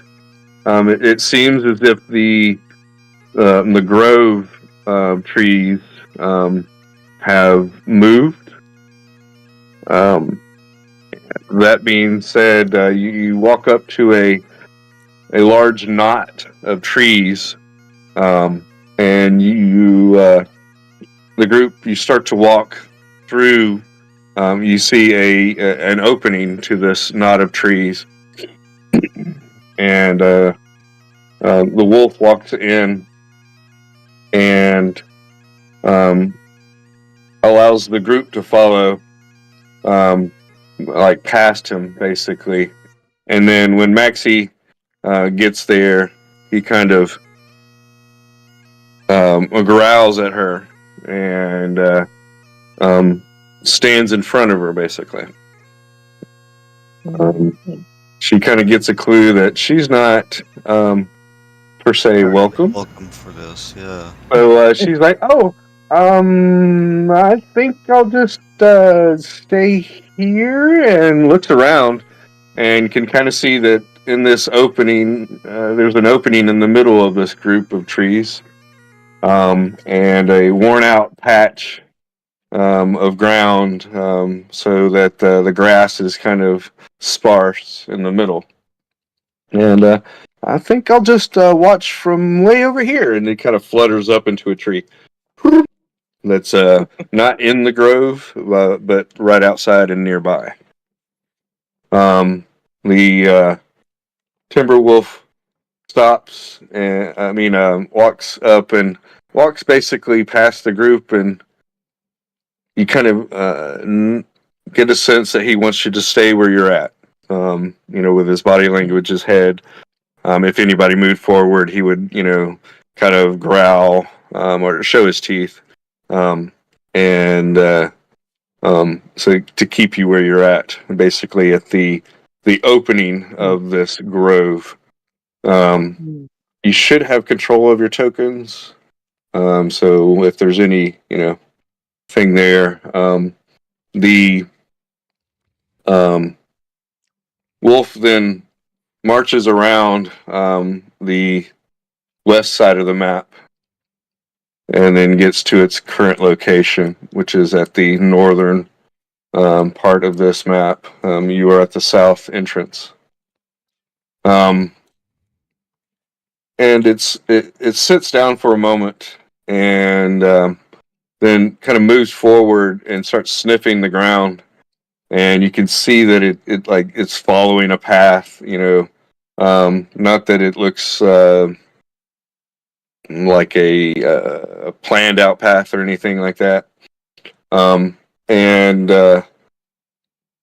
Necro, you could tell that it's like caught the scent or trying to catch the scent of something. And from your vantage point there at the edge, you could see that looks like there's been maybe recent, or at least at some point, a battle between two bucks has happened here, and you could see them going back and forth, trying to push each other and things like that. And the wolf is just kind of like catching the scent and going back and forth. You can kind of almost see him mocking the battle a little bit, and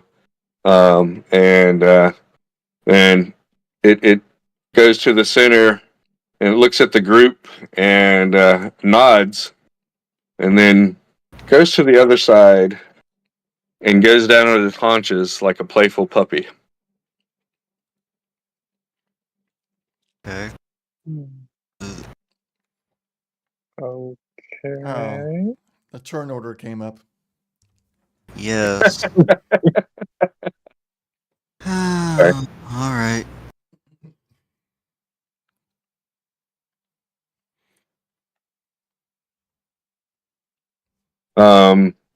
If you will click on your character, your token. You can roll initiative that way. The wolf charges forth a little bit and stops and kind of waits for everybody. That's a horrible initiative. Yeah. Oh, that's actually worse than I thought. Yeah.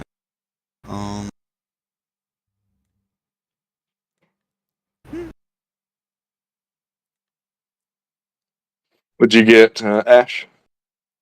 12. 12? Yeah. Okay. And then Banthor, if you click on your token and then go to the roll 20, D&D Beyond, you can roll your initiative there at the initiative. Jerem, he looks like he did it. Yeah, I forgot to hit the token, but it was a 9, so Oh, okay. I'm not sure All if you just want to right, manually add that. I feel bad about yeah, I got you. Yeah. I wasn't looking over there.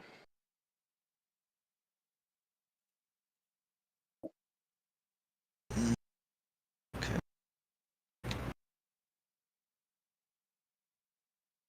Surprise, surprise. Necker's on the top. Oh, wait a second. I didn't roll initiative. Okay.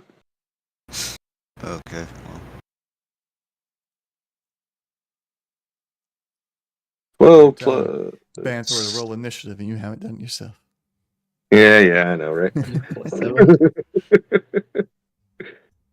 Plus 2. Okay. 14.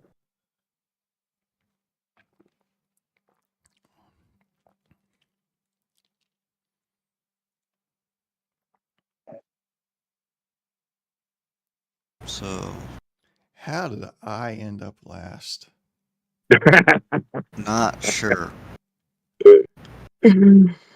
Alright, so let's see. Yeah. Put the bow away, draw the scimitars. Alrighty. Basically, the Timberwolf has come into if anything, the arena and is moving forward from its position. But it hasn't had its turn yet, so go ahead. You're pulling out your your Scimitars. Okay, got it. Basically 2 paces in. Okay. So what do you want to do? Do you want to hold your action, or do you have an action that you'd like to perform? Actually, I'm just holding action. Okay. All right. So if the wolf gets in your range, Pretty much. okay. All right.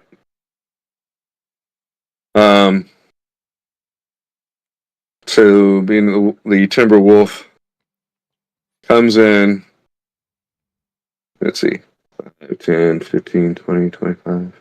Okay. Comes here, and a green flash of light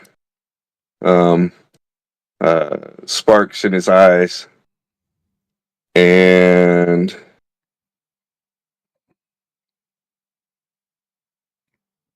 the ground underneath. Whoa!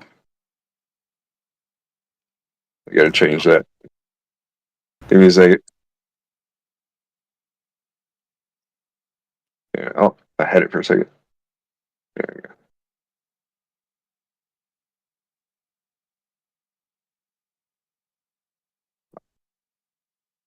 go. Is it not moving? Oh, there we go.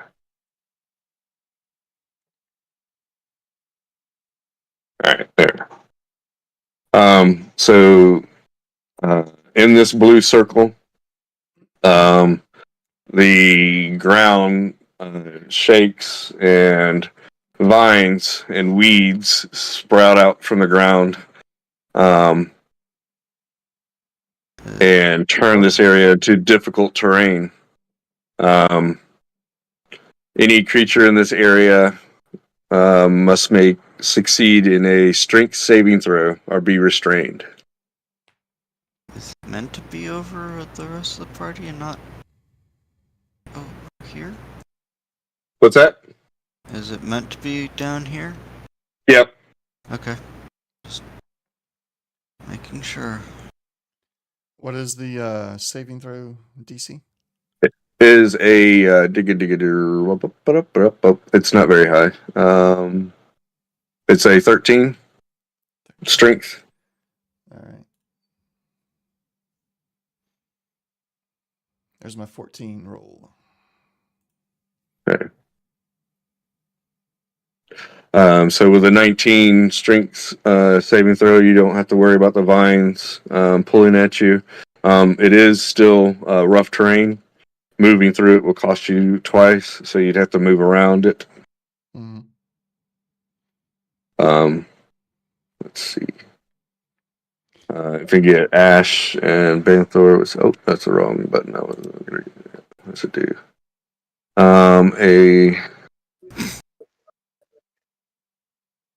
So. Yep. Can you rub some of that luck off on me? Okay, so Banthor's like, yeah, I got the. Just I felt it coming. Hey, watch out for. Oh well, sorry. And yeah. And Ash, excuse me, got a 16. So you all save. So you nobody is entangled.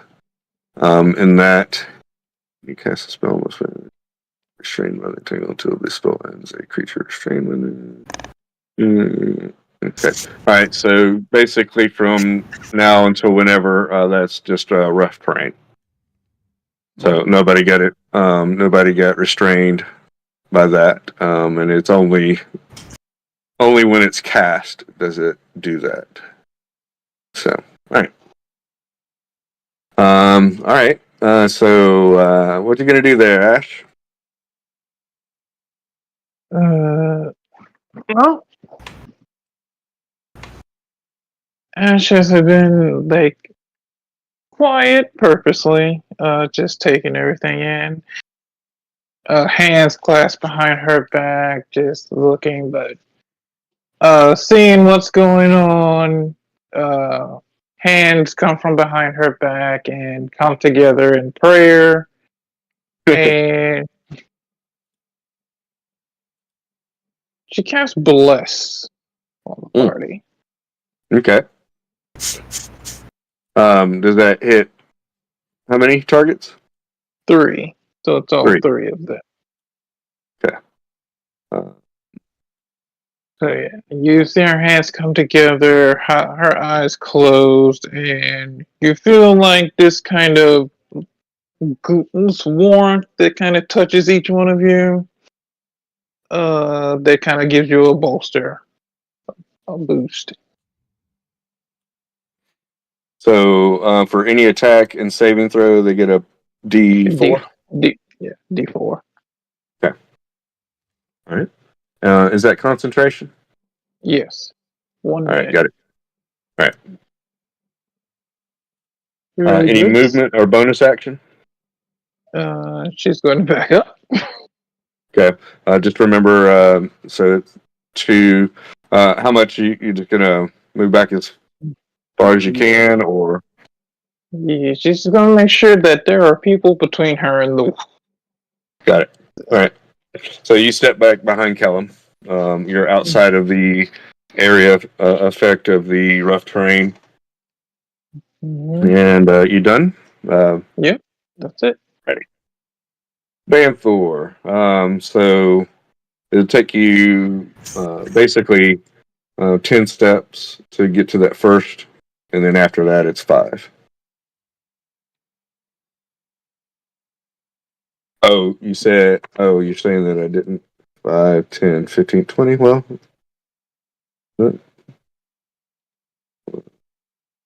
10, 15, 20. I don't know.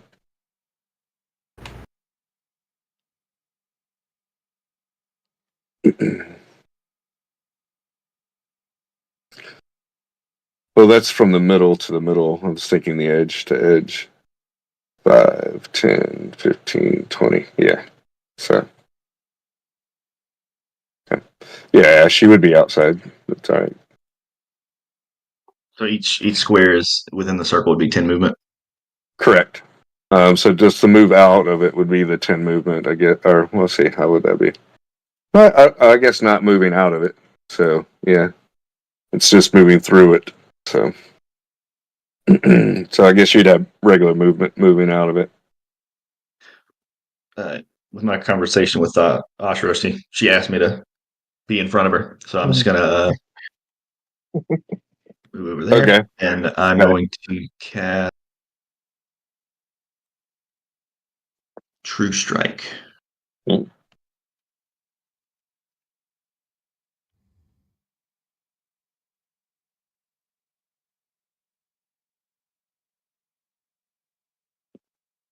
And that's all. Okay. Got it. All right. Kill him. All right. So you can backstep into, not needing, regular terrain, or you can, or well, actually, you could go to your right, and yeah, there you go. Yeah, Yeah, that's what I was thinking. Then going straight up. yeah. You could from that point here, you could go to a diagonal or what have you, but it's probably the same. Yeah, I think Might it's about be. the same. That's Yeah. 10. Let me get that 10 measure back up. Make sure I know. So I can go another 20 so I can get to there. All right. And from here, I'm going to kind of get in sync with Necra since we got a history Work of together. working together. Mm-hmm. So I'll just kind of look at Necra and nod and indicate I'm going for the right flank, and she'll do the left flank like we've been doing. But since I'm still at a distance, I haven't really drawn any weapons yet. I'm going to start out with an Eldritch Blast at All right. the Timberwolf. All right, go for it. We got the Mm-hmm. Shura gave us a boost or something. Plus. So +4 to the attack roll. Attack roll. So Is there a way to automatically add that in? Sadly, not. No, but you could make a macro for it on roll 20. Okay, I'll worry about that later. I'll dig Got into the macros. So I'll roll the 20, and then do I really need to roll the d4? No, you do not. Oh, you don't. Yeah, that's enough to strike All right. the Timberwolf. All right. And here's the damage. Mm-hmm. Okay, 5. All right. Found? All right. So green ball of force flies out from your hand, and the tattoo glows green, bright green for a moment, as the energy kind of goes up your arm to the hand, and then shoots forth the ball of green light. It hits the timber wolf with some force, and you see vines and a little bit of wood pop off of it and fly off into the battlefield. It looks at you and grins. It's like, okay, it's on. Let's go. So if I may, after having thrown that, and when he looks at me and grins, I will draw my long sword and short sword in the respective primary and offhand. Gotcha. Sounds great. So let's see. All right. So Necra, it's your turn.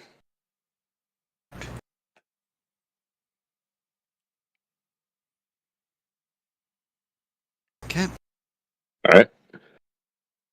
Swing better.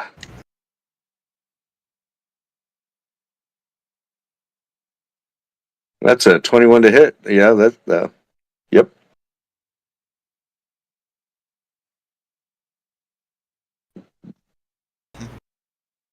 So it's the 7. Yep.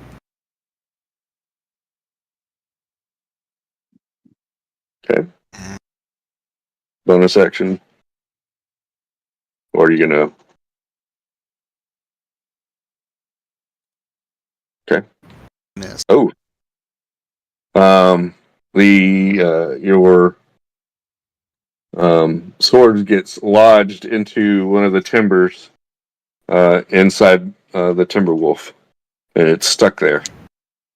You have to spend a bonus action, or at least a bonus action to pull it out. You rolled a 1, right? Yeah, I did. Mhm. So it gets stuck in the timber wolf and somewhere in the body, and you're like, ah, and doesn't seem to have caused any damage though. Well, how about this? We'll have it cause some damage since it's stuck in the wolf. I'll do that. I'll use your second roll, but now it's stuck. You use your movement and your action and your bonus. Alrighty. I I'm sorry? didn't mean to do that, but it added the sneak attack. So. Oh. It's fine. Oh, is that what the 5 is? Okay, sneak Uh-huh. attack. Got it. Okay. Fine. Well, and that's fine. Now that I know what that is, I'll know how to look for it and such. So. Alrighty. So you being the only target next to it, Necra, he's gonna attack you. It's gonna be a +5 to this.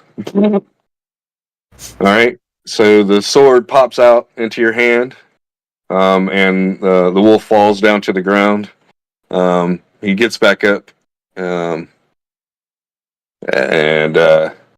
shakes his head like, "What the heck just happened?" and such. So maybe the sword being stuck into him threw him off balance, and he didn't know what to do. He's a young pup, so that threw him off. Ash.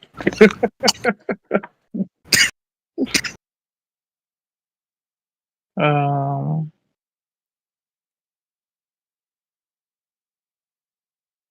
let's see. Okay, Ash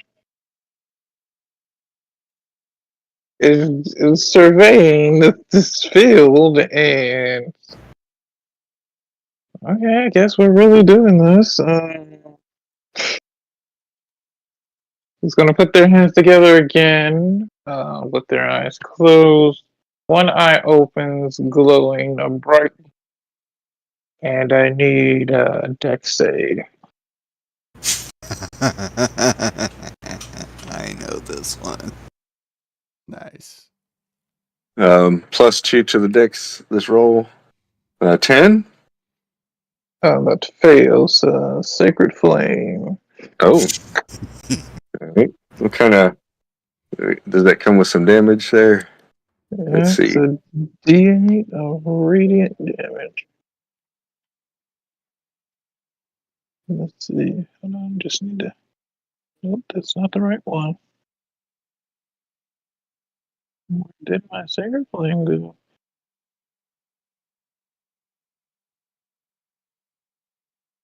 All right. All right, 3 damage. Is there any other conditions that go with that? Nope, that's it. Okay. That'll be her turn. So is that like a bolt of radiant light that flies off? It's more like a shower of radiant fire. Okay. All right. So shower of radiant light comes down and scorches the timber wolf. Some of the vines scorch away. Anything else there for you? Was that an action or a bonus? That was an action. That's an action. That's it. All I can do. Okay. All right. Banthor. I'm going to cast Frostbite. Okay. I'm going to have the frost kind of go around the timber wolf and then just kind of converge on it. Okay. What's the range on that? 60 feet. Got it. Go ahead. Is there Is that a to hit? Yeah, it's looks like a Constitution saving throw. Oh, okay. All right. Thank you.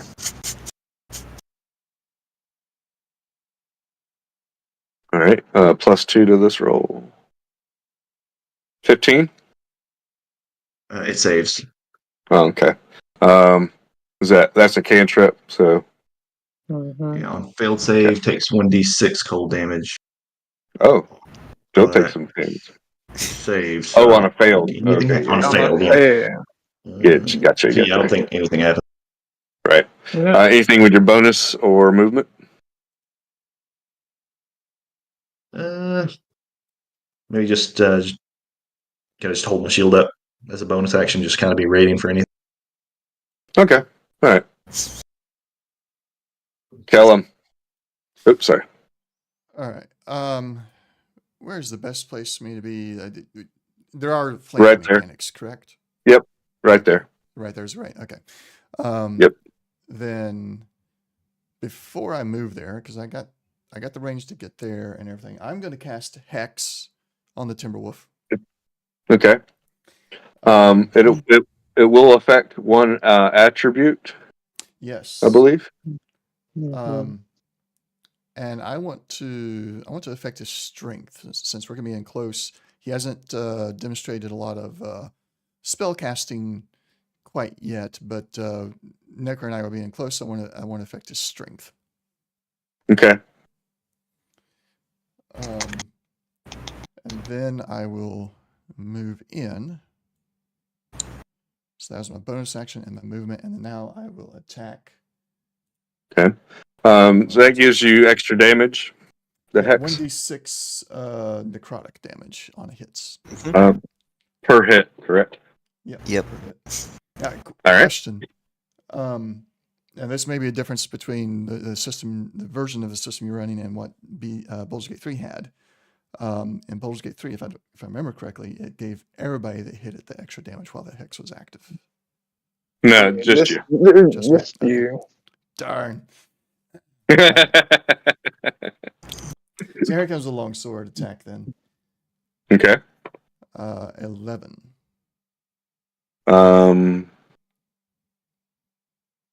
Okay. Forget your Roll the blast. roll the D4 Oh, right. The and look for a 4. Hey. Alrighty. So that hits. Beats it. All right. Okay. This will be slashing for 11 damage. Okay. And I am one-handing it because I got my short sword in my other hand. Right. So 11 damage, and then the D8 necrotic of 3 damage. All right. So when the necrotic energy hits it, you could tell that the vines are fighting it off. So it doesn't damage it as much as you thought it might. Does it feel like it pushed off all the necrotic damage or just part of it? Just part of it. Okay. So it's still... It's still damaging it, but not as much as like some of it might have taken a little damage, but then grew back and such. So you're like, okay, it didn't damage as much as you thought it might. Yeah. All right. Then your bonus action attack. Oh no, the hex is bonus. Oh, that's right. Thank you. I appreciate that. Okay. Alrighty. Necra. Okay. Well, so swing and Well, that's a hit. Almost critting. So now the sneak attack damage goes in, right? yeah, I guess. Yeah. Why it's applying sneak attack when I didn't hit the thingy, I don't know. Okay, well, so that's that. And The D6 that is your sneak attack damage, right? Yep. Okay. A bonus to flanking is rolling with advantage. So my apologies. Both of you, if you want to, Kellum, you can roll again to see if you are able to get a crit. Yeah, that'd be the only thing I'm concerned about. Yeah, so go ahead and Crit. fish for that. No crit there. Okay. All right. And then same with you, Necra. You almost got a crit. Yeah. Okay. All right. So that was I forgot. Both main attack and 12. So that was. Oh, and the scimitar. What kind of damage is that? that's 6. slashing. Slashing. All right. Okay. Okay. Other hand. All right. And fish. Yeah, I can. The dirty 20 is good enough. All right. Yep. Okay.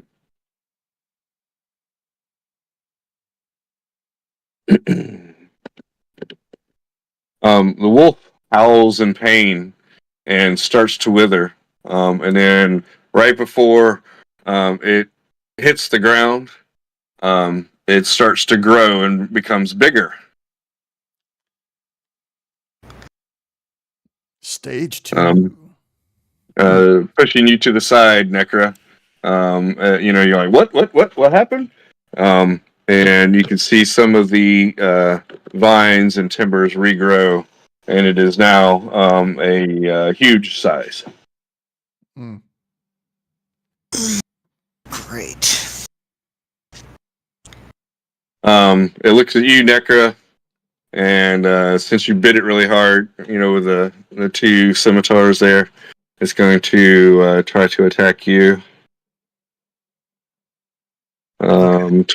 Let's see. I get a plus something to that. A plus 5, 6, 7. Oh, That I'm in a larger form. So 19. yep. Okay. That is 14 piercing damage. And I need a strength saving throw. That is, it grabs your legs and tries to throw you to the ground.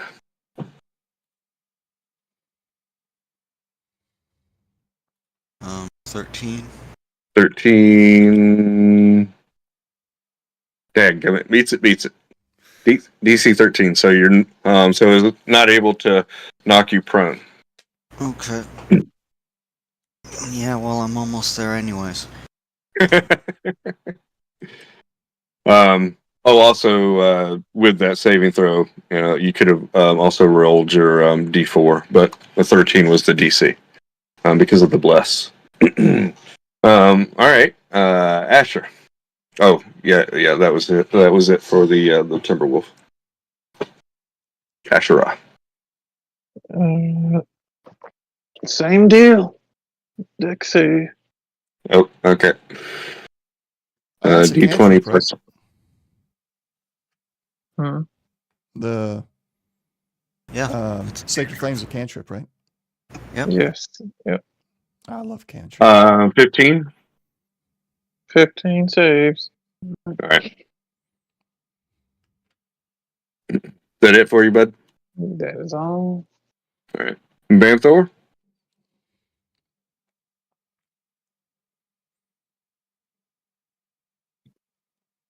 So, if I were to go there, would I That be would be out of 5. the? Yeah, that'd just be 5 foot of movement. All right, so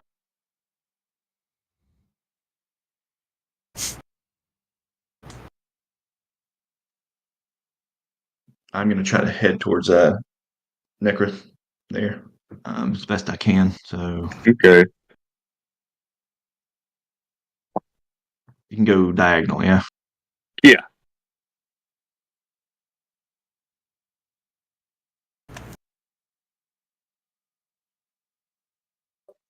That should be 35 movement. Okay. If you got here, you would be in contact. Yeah, with the timber. correct. So I'm just letting you know, if you wanted to. So you can move there instead of where you're at, but that's just if you want to get into contact with the Timberwolf. Yeah, I'd rather not at the moment. If I go like one to the left, That's perfectly fine. Gotcha. would that All count? right. That's even better, right?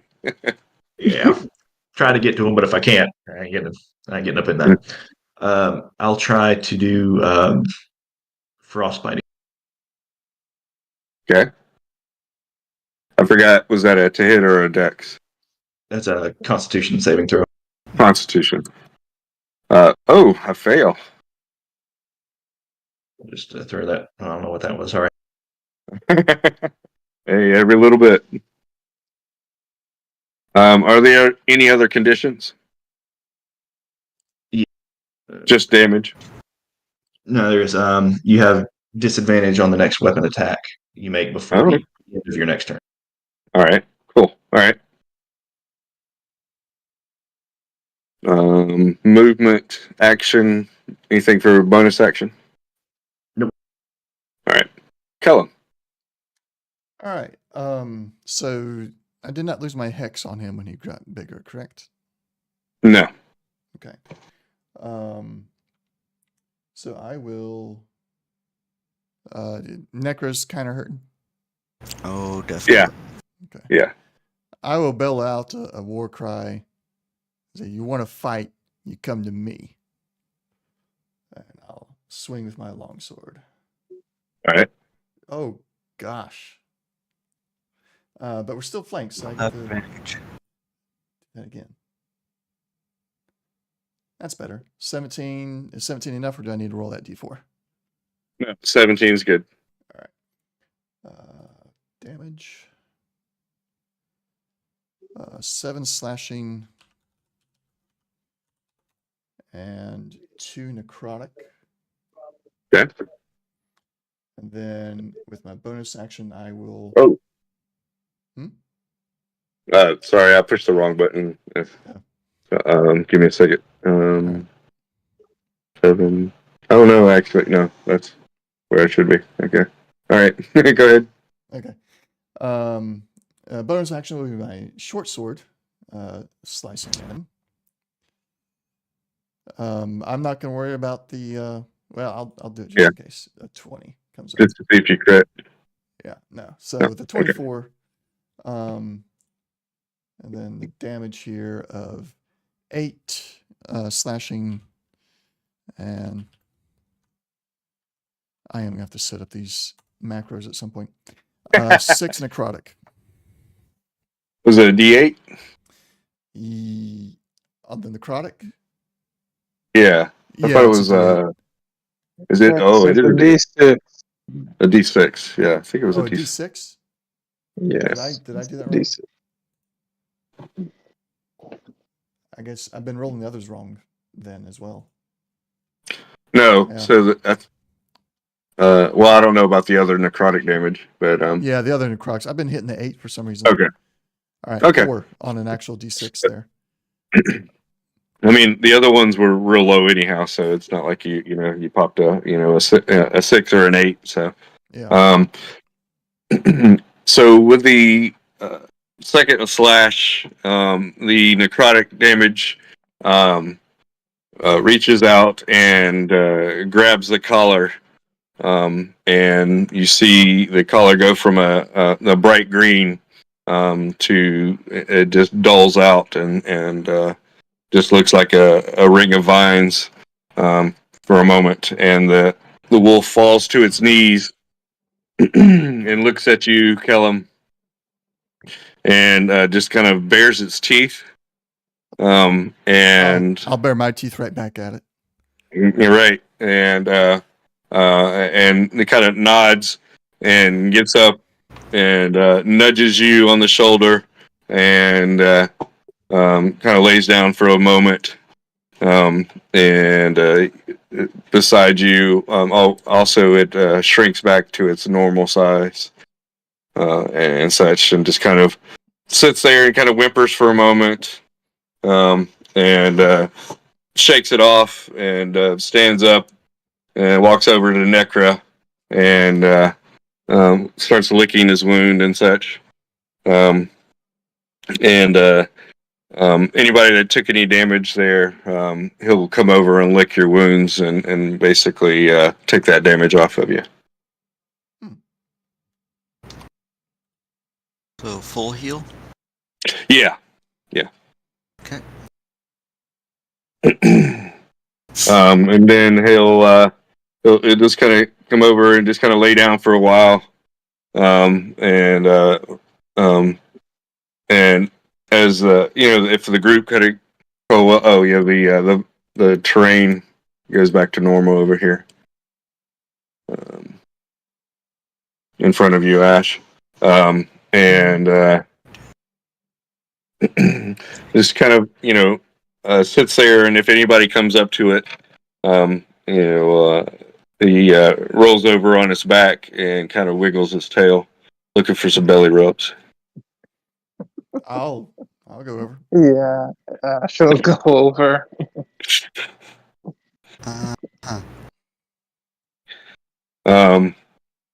When Max sees the dog kind of roll over and stuff, she kind of flits into the grove and comes up to you, Necra. Well, that was a nice little exchange. Yeah. And put the scimitars away, pull the bow out, and pull out the +1 arrow. Uh-huh. And I don't knock it, I just have it in hand. Okay. Just ready? Uh-huh. I'm ready.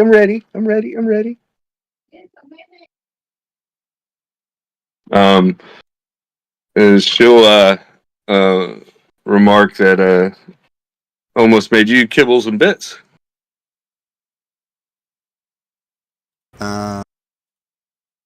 Or local dog food equivalent. Yes. There we go. Cork an eyebrow and whistle. And Wow. How much did I hit you for? You have 17 hit points? yeah, 14 hit. Well, 14 points, so I was down to 3. Yeah. Yeah. Like, and the whistle is a particular pattern. Like, trying to summon my pet. Hawk? Is it a hawk? Okay. Uh-huh. All right. So it swoops down. I need to get an icon for that. A token. I'm sorry. Would it swoop in? And are you asking it to do an attack or to come to you? Buzz and land. Okay. So it'll come through. It actually buzzes past Ashra and then the other two at the wolf and make a swoop past Max in between you and Maxie to kind of let her know, that she's there, that the hawk is there, and she notices Maxie close to you, and then come over and then land on your left shoulder.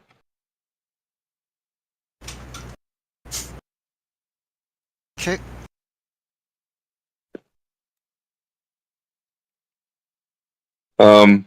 After a while of getting belly rubs and such, the wolf will stand back up and kind of just take its posture like it did before of not really moving, just sitting on its haunches per se. And it does kind of like look at the group. It will notice your armbands and just kind of nudge them and such, Kellum and Banthor. And you'll notice that its collar will kind of pulsate and such. And you do not, you get a connection feeling with this wolf. Maybe not so much that you can give it a command per se. You couldn't say sit and it will sit. You could say sit, you feel, and whether or not the wolf sits or not, it would be up to its discretion. But you have a feeling that the two of you, Banthor and Kellum, can talk to the wolf, and whether or not it takes your commands, it is up to your relationship with the wolf, kind of thing. Okay.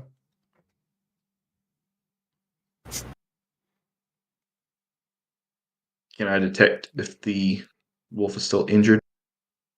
You can see that it's the vines are slowly growing back and such. It is slightly injured, but you can see that it is over time regenerating itself. Though it didn't seem to be able to do that in the midst of combat.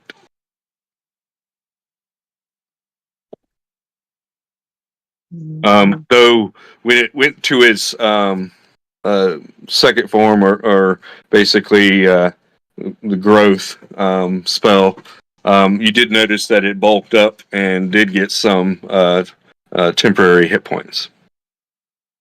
So it grew in size.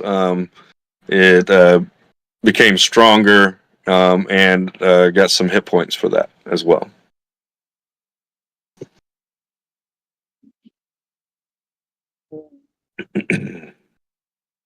It was actually big enough in that large form that you're almost sure that the group could probably ride. 3, if not 4 people could ride on the back of its back. Such it was big enough. So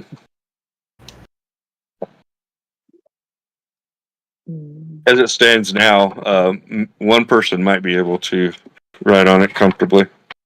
So.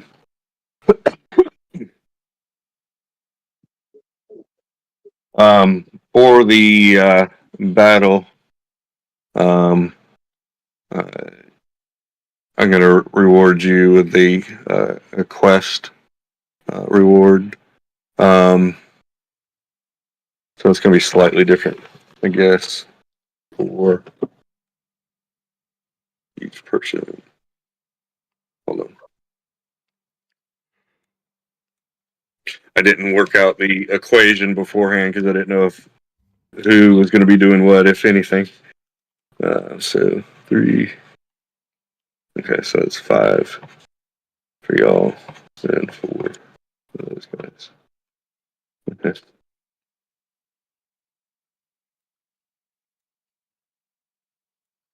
And get to my calculator, make sure I do it right. 150 base at this point. Let's see. So Kellum is a 3rd level character. Has a proficiency of 2. So 2 plus 5. Excuse me. 2 plus 3. His level plus proficiency is 5. Times the 50. So that's 250 minus the 25%. Minus 75. So let's see. Each would be 50 minus 50 minus. What was that? We get 175.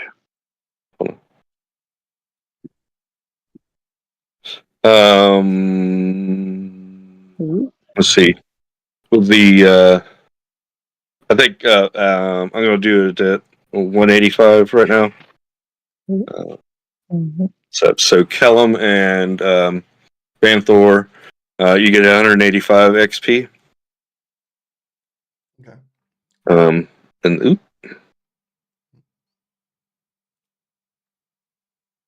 And then 2 plus 2 is 4. So y'all get the 200 XP.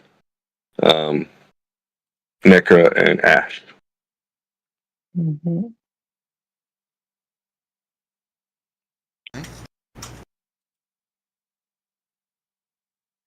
And then the difference, the 185 and 250. So that 50, 65. 200. So the difference between the 185 and the 250 that Kellum and Banthor is 65. So 65 times 2, so the 150. That will go towards the tree.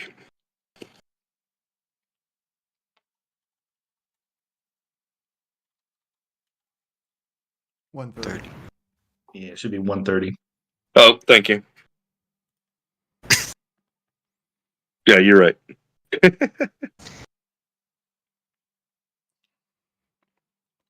All right. And if you don't have it, you everybody gets a inspiration. You could use inspiration to re-roll a d20.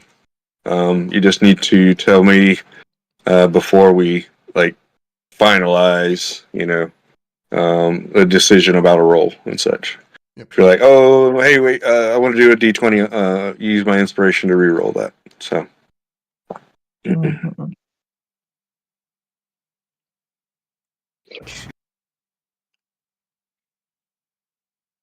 Cool.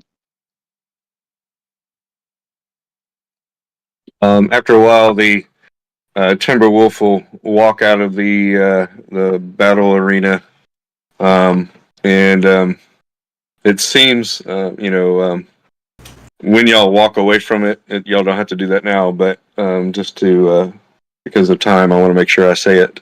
When y'all leave this area, it doesn't seem like it changes or goes back to the way it was before. It seems like this is going to be a permanent area that you can come and find to the south. Nice. After a while, I'll come up with an area map, and we'll have these locations on the area map that we can go back to and go, oh, I want to go to the south. Yeah, basically. It is a good training ground. It seems that deer, stags come here to do, dispute territories and such like that. If they have the intelligence to, so maybe the more the older deer do that. So I would say probably Necra. You might know that fey creatures, beast, things like that, will mark out an area for doing challenges. Usually over territory or breeding rights and things like that, because they're animals and, it's based like that. But this could be used for a training ground or a place to settle disputes. It kind of has an aura of channeling that energy of coming to peace, such, with your adversary or your rival.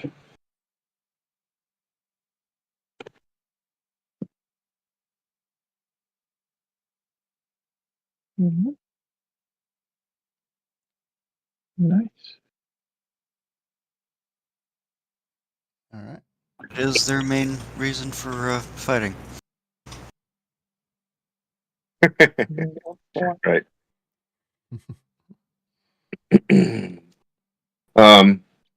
If nobody really wants to stay here any longer, the Timberwolf will start to lumber back towards the village.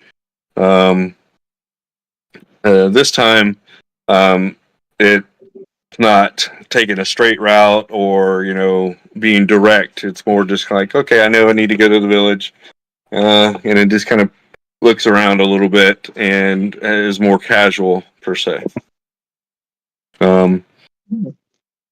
So it seems to have a little bit of a personality, but is not strong personality like the Winter Wolf did, and such. to get into the personality a little bit, Banthor and Kellum, when you have that brief moment of connecting with the wolf, it kind of felt like that time when you were slightly connected with that well of souls or spirits and such. It almost feels that way, as if there's multiple memories or situations kind of compiled together to make the wolf.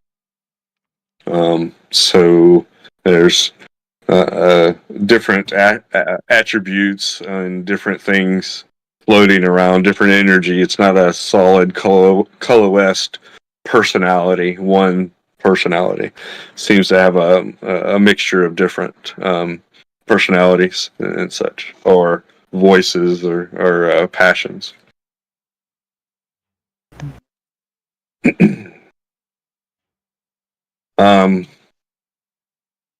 It's about 11 o'clock. As we get closer to the village, from the edge of the village, you can see that the group of people have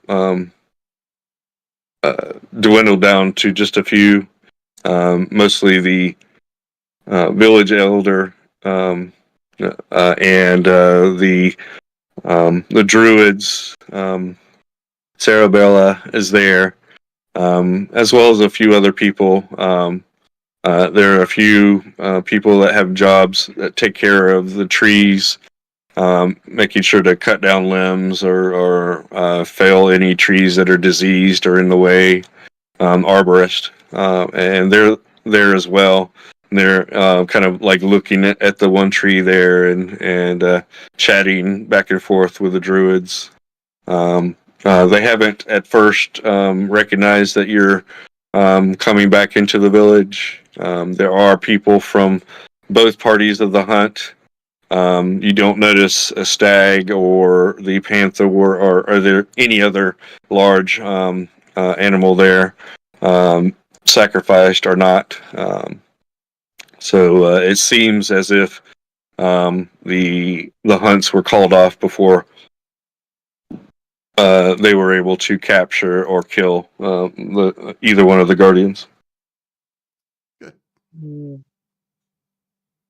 Because it's getting close to 11, we could stop here and go forward on our next session. Because we might get into a big conversation if we get into that mix. Let's see, make sure that I show a look at the point that I lost my. Yeah, okay, yeah, I get that. All right. Just, checking to see if there's any chatter. Sorry, on the Discord or anything like that. If y'all send any messages, okay. So that's kind of going to be the breakdown on XP. So right now it's not a big difference. I think it was 285 and 200 for the quest. That may change, a little bit as time goes by and becomes different. But that being said, that's a good little portion towards helping the tree level up as well. It levels up. So this is the trees in like a stage 2, out of 3 stages that it can go into. So this was it 130 XP isn't a lot, considering what stage it is, but it only gets a trickle in comparison to all the other things that all the other ways that it pulls into. Meaning that the 130 is probably greater than what its rent is, such, or great as it's rent from the other creatures. of the beast of the woods. So it will add up after time, much quicker than if it didn't have the warlocks to help with that. So know that you are doing well, doing good for the tree. So.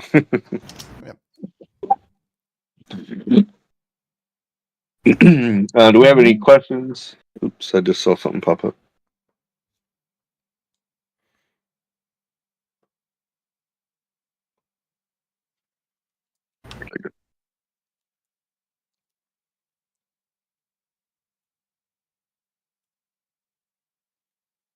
The chasing. Yes, thank you. Yeah. So thank you. I appreciate that. So we'll do that as well. And we'll just go ahead and use the XP as it is. But I'm not gonna. Well, okay.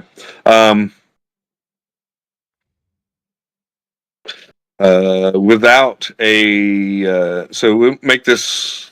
No, we'll do it this way. Kellum and Ash. Excuse me. Kellum and Banthor, the wardens. Y'all get another 185, and then the other two you get another 200 for making the choices and the role play aspect of that. Of the warlocks and the room. As basically fulfilling that quest and helping the tree do those things as well.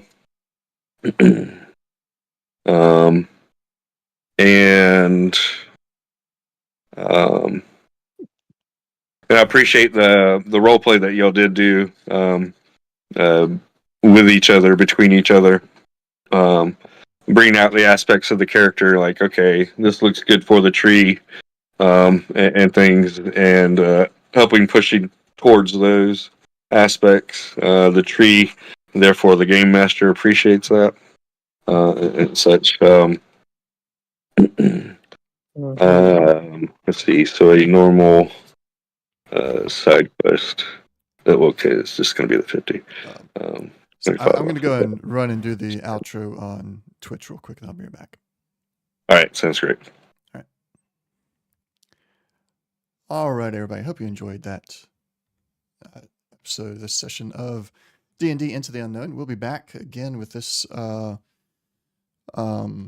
this campaign on the 3rd, and then we're going to be taking a little bit of break there for Christmas break, and then we'll be back in January, I think. But we'll be back on the 3rd with another session of D&D, and we'll be back on the this coming Saturday, the 25th, for the next session of Fallout at 8 a.m. Eastern Time.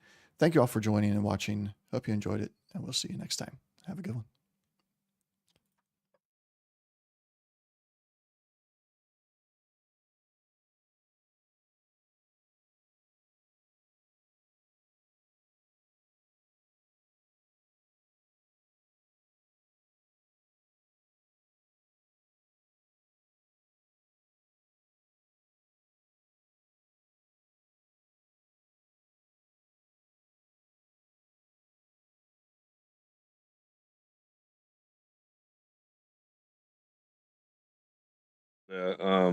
The differences